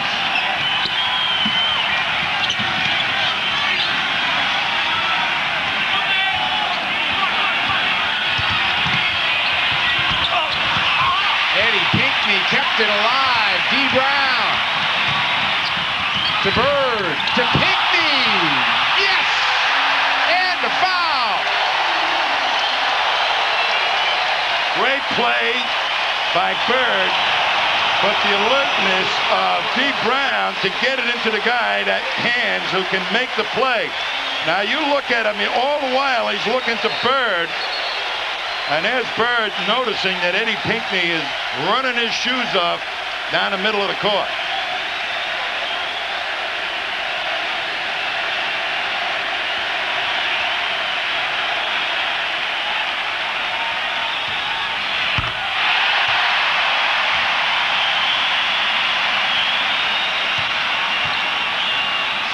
Assists for Larry Bird tonight to go with 16 points. Celtics a 21-point lead.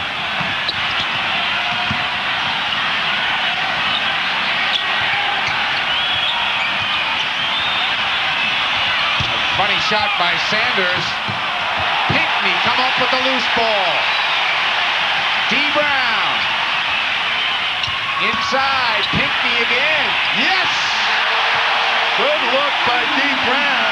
At the last instant, I thought he was going to shoot, but there was Eddie hustling once again. Cleveland wants time.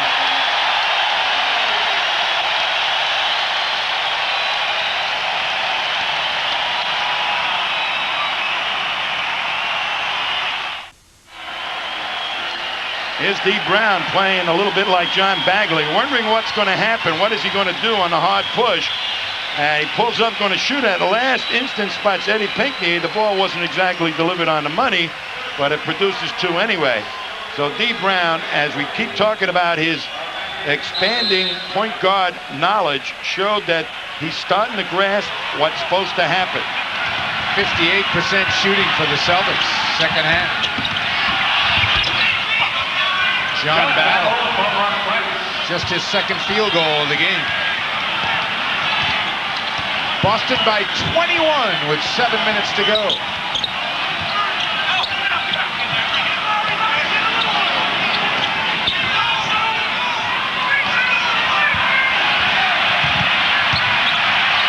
Bird again. Rebound to Doherty. In the middle, Price. Just the fourth rebound for Brad Doherty tonight. Turn it over again. Boy, they're really looking to work Larry Bird and take advantage of him, and Bird is just outsmarting them. 15 turnovers for the Cavaliers.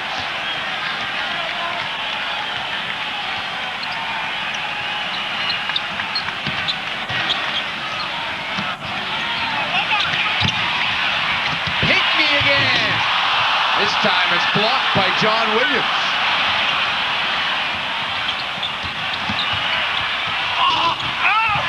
McHale tipping it. Gets it. Ahead to Bird. Skip to Pinckney. To D. To Larry. D. Brown to Pinckney.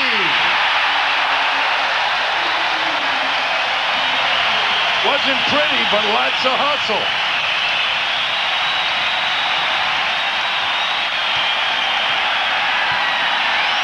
Tomorrow they're going to talk about the great defensive job the Celtics have done on this Cleveland team.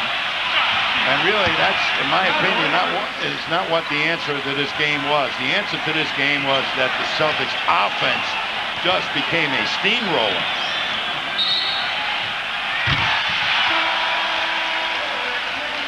Joe Klein's going to check into the ball game.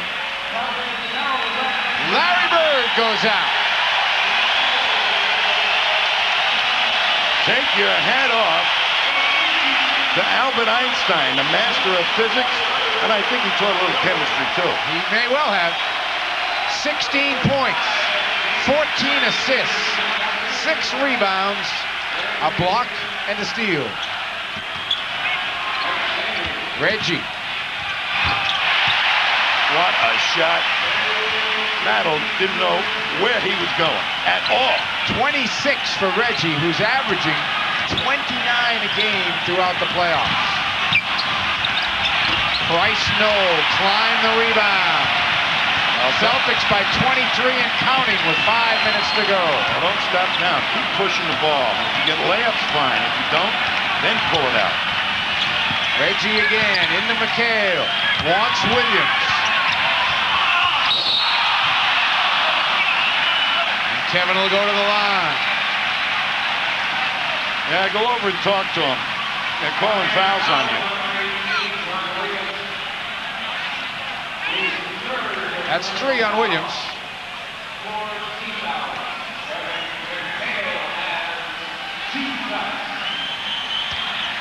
McHale, 9 of 12 tonight.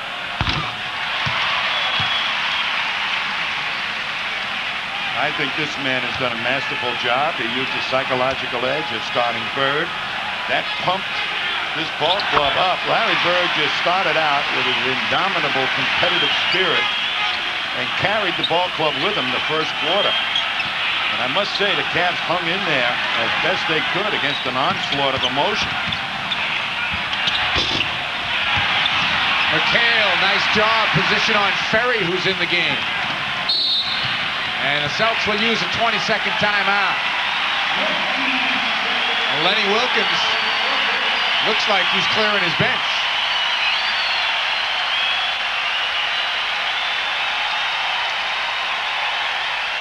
Long after the NBA season is over, Sports Channel will still be covering the Celtics on Wednesday, June 24th.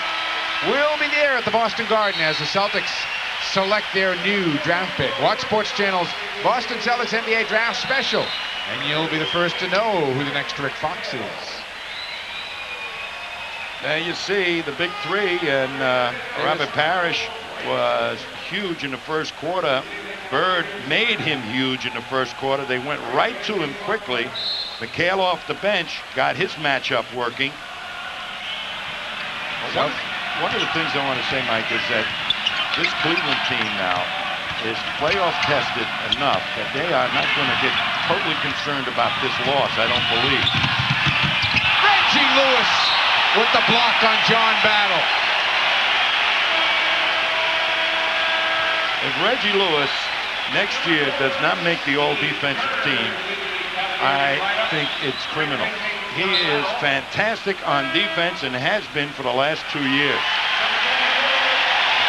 And Reggie will sit down with 26.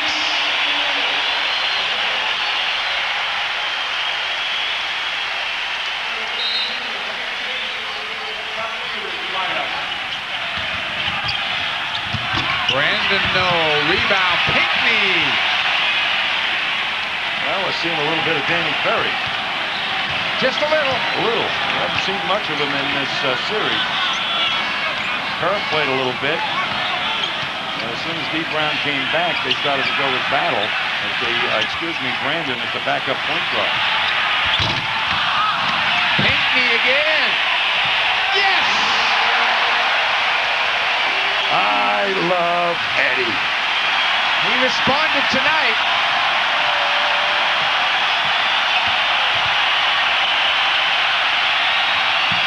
Pinckney the steal. Yeah!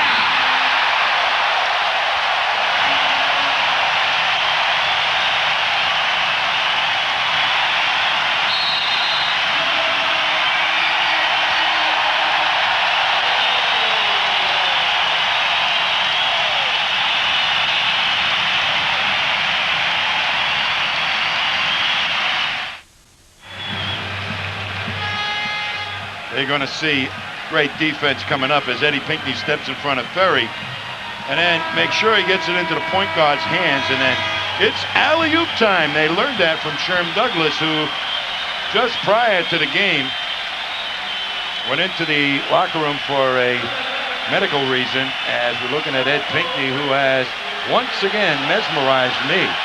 But Sherm Douglas had an allergic reaction with some kind of medication. But Stoico is in the ball game, and surely Sherm Douglas would have been also at this juncture. Brandon tipped away, picked off by Fox. Stoico on a break. Stoico! Yay! Go get him, Stoico! Stoik is in the book. Save that book. D. Brown. This has just become a big-time bust-out for the Celtics tonight. Well, they're returning the favor that Cleveland delivered to them the first game, as the Celts really were in command of this thing right from the get-go with Larry Bird just refusing to lose a game in the Boston Garden. Steve Kerr comes off the screen for a bucket. Boston by 31 with 2 minutes to go. Let's put this back in perspective. Lenny Wilkins has been around a long enough time. This team, the Cavs, have been in the playoffs enough time also. And a win like this is meaningless for their confidence. And they feel they're going home. And they'll have their raucous crowd in attendance on Sunday afternoon. It'll be Cleveland ball with 1:35 to go. Chris Ford. I have said several times, Mike, during the course of this year, that when Chris Ford has a team together for 3 straight games, somehow or other, that team becomes organized and starts to do things, even though it may be completely different than what they were doing in the prior games. And that is exhibited here this evening by Bird and the way he's used his ball club. He's found a way to use them. So I tip of the hat to Chris Ford for what's transpired here tonight. He could have been roundly criticized if the Bird experiment did not work, but his gut feeling was start Bird. He's taken us there before. He'll do it again, and he has.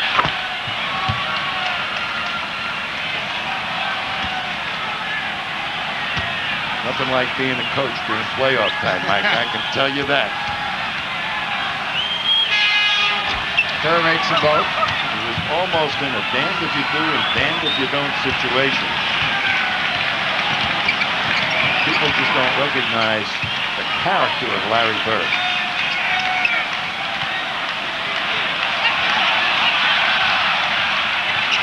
Joe Klein launching a 3. Gamble. D. Brown.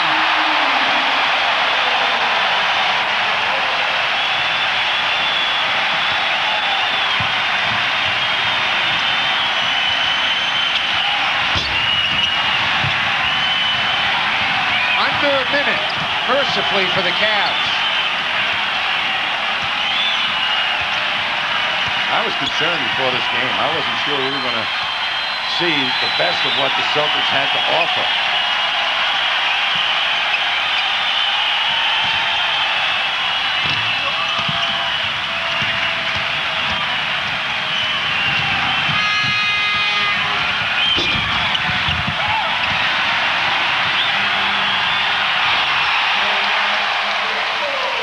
Celts, that last basket indicative of what they were trying to do this evening. Pass up court as fast as you could. And both Bird and Bagley made that happen this evening.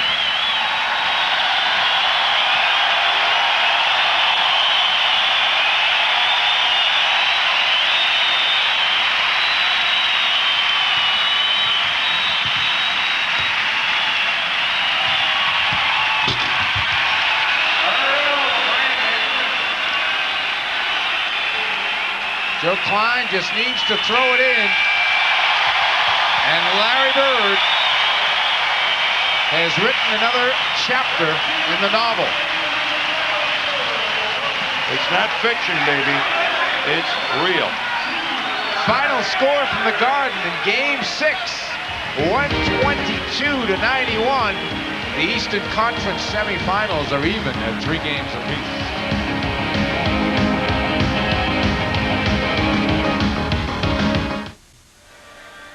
Eastern Conference semifinals are now even at 3 games apiece off the Celtics trouncing of the Cleveland Cavaliers tonight, 122-91. Mike Gorman, Tom Heinsohn back here at the Garden. Joining us downstairs right now is the guy who had him chanting Eddie, Eddie at the Garden again tonight, Ed Pinckney.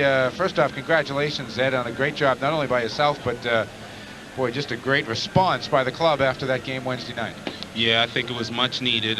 You know, everyone had to step up, and that's exactly what we did. You know, we were, again, led by Larry Bird. He did an excellent job at the start of the game. You know, Eddie, the average fan doesn't comprehend the pressure of being in the situation that you guys were in. You know, try and convey what your day was like and your feelings were like since Wednesday night. Well, not pleasant, was it? Well, no. I mean, you know, obviously it's of disappointment.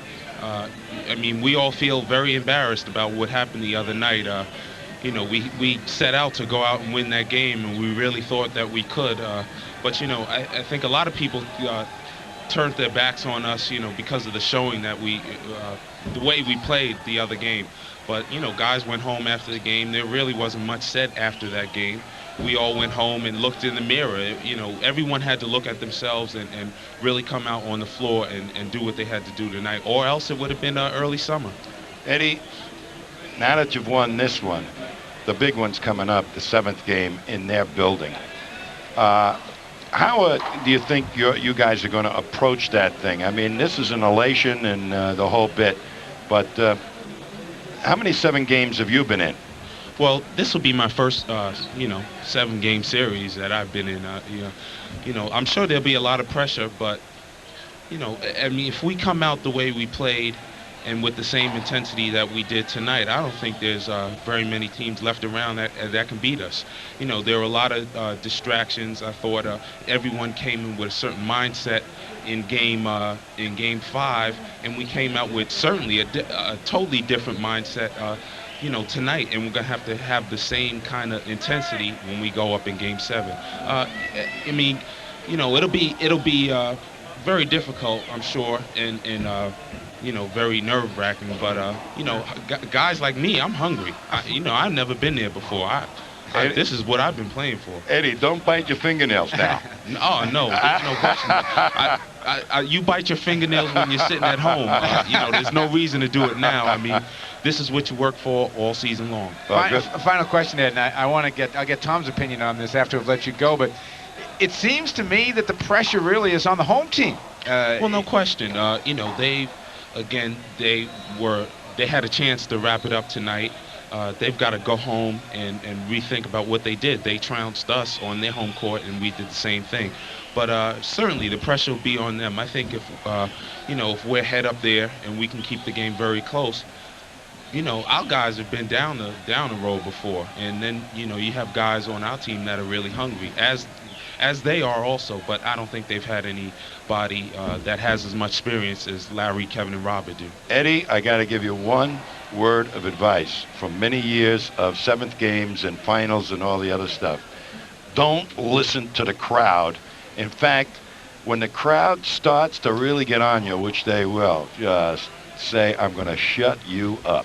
Yeah, that's if they have a chance. You know, Good answer, Eddie. They have to have a chance in order to, you know, get that kind of momentum going, and hopefully we won't give them a chance to have it. Eddie, best of luck Sunday. Enjoy the experience. Thank you very much. Okay, Ed Pinckney, our post-game guest here, as the Celtics win it convincingly, 122-91. Our Budweiser play of the game typified the way the Celtics were getting up and down the floor tonight, T. Well, there's no question that the Celtics looked to run tonight, and they really had great things happening no matter who was at the point guard spot. And there is Bird, knowing that Eddie Pinckney's hustling up one end of the floor to the other after the rebound and the good plays he's been making underneath the basket. And Eddie, that's how you get rewarded for the great effort up the other end. Old Spice performer, well, not much doubt tonight. Number 33, 16 and 14, and out at the point, looked terrific there in that first quarter. There is no question that Larry Bird's competitiveness rose to the fore tonight. This man would love to play basketball until he's 150 years of age, strictly because of the adrenaline and all the hazara that goes on, and enduring the pressure and accepting the challenge. So for him to come in here, and he was played his natural game tonight, more so than the prior games where he was trying to fit in. He became once again Larry Bird, the leader. And the Texaco Star of the Week ultimately will be the leader of this Celtic team in the 90s, Reggie Lewis. Superstar, and there's no question about it, at both ends of the floor. He has been the one commodity that the Celtics have put on the floor during the playoffs that has produced night in and night out. All right, that's going to do it for this portion of the broadcast. 122-91, the final score. There will be a Game 7 against the Cleveland Cavaliers. It'll be Sunday in Richfield, Ohio. We'll be back here in Boston, Massachusetts with the post-game show in just a minute. Back at the Garden, Mike Orman along with Tom Heinsohn, 122-91, the final score in this one. The Celtics force a Game 7. It'll be Sunday about 2 o'clock in the afternoon from Richfield, Ohio. A 47-point swing between Game 5 and 6. You're the playoff veteran. How do you explain something like that? Well, quite obviously, Larry Bird became Larry Bird in this game, and that's a big difference. And the people will talk about the great defense the Celtics played tonight. No, I think this was purely a steamrolling offense that totally shook the Cleveland Cavaliers, and then the defense picks up. I think that people in the playoffs say that during the playoffs defense wins playoff games, a lot of baloney. It means something if you score the points where the defense becomes relevant, and that was what was happening, I thought, in some of these games. The offense wasn't productive. McHale and Parrish, great examples of what you're pointing out here tonight. Absolutely, and you saw Bird made that offense hum, and when you put him in, I said it twice, I'll say it a third time, Bird in there with Bagley, you saw the passing pick up, you saw people running harder because they knew they were going to get the ball if they really expended the energy. And it was a perfect basketball game by the Celtics tonight. Now, they can duplicate that. The Cavs, however, are going to feel very comfortable in Richfield Coliseum come Sunday afternoon. Do the Cavs come out a beaten bunch off what happens here tonight, or a mad bunch? No way. Lenny's been through this before. He won a championship with Seattle. He's been around. He played in playoff games himself. He'll have them tuned pretty effectively, and I think Mark Price is a pretty ice water type of guy, too. And I wouldn't be a bit surprised if Doherty wasn't the same. So they're going to take a look at this thing, and they're going to get good and mad like the Celtics got good and mad on losing the game in Richfield. And I think it's going to be one great basketball game come Sunday afternoon. That'll be Game 7. They usually are, and we'll be back with more of the post-game show here in a minute.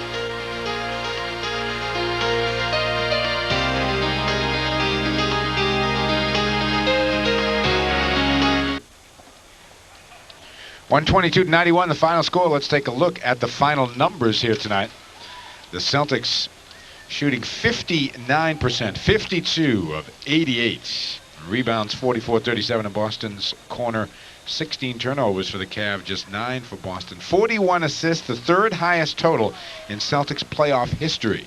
12 steals, 6 blocks. Boy, that was just one heck of an effort, T. Well, the assist thing is really what made it all happen. They're not the greatest defensive team that ever put on a uniform, and you got to exploit them by good passes, and that's where Bird's presence was dramatically felt early. And again, Bagley and even D. Brown came up with a couple of good ones at the point guard spot, so my hats off to him. Let's take a look at the numbers first for the Cleveland Cavaliers. Williams leading the way with 18. Nance and Doherty combined for 46 points in Game 5. They combined tonight for a total of 18. And on the other side, Kevin McHale and Robert Parrish had a total of 6 points in Game 5. They combined for 34 this evening. Reggie Lewis leading the way with 26 for the Celtics. Back with the final thought in a minute.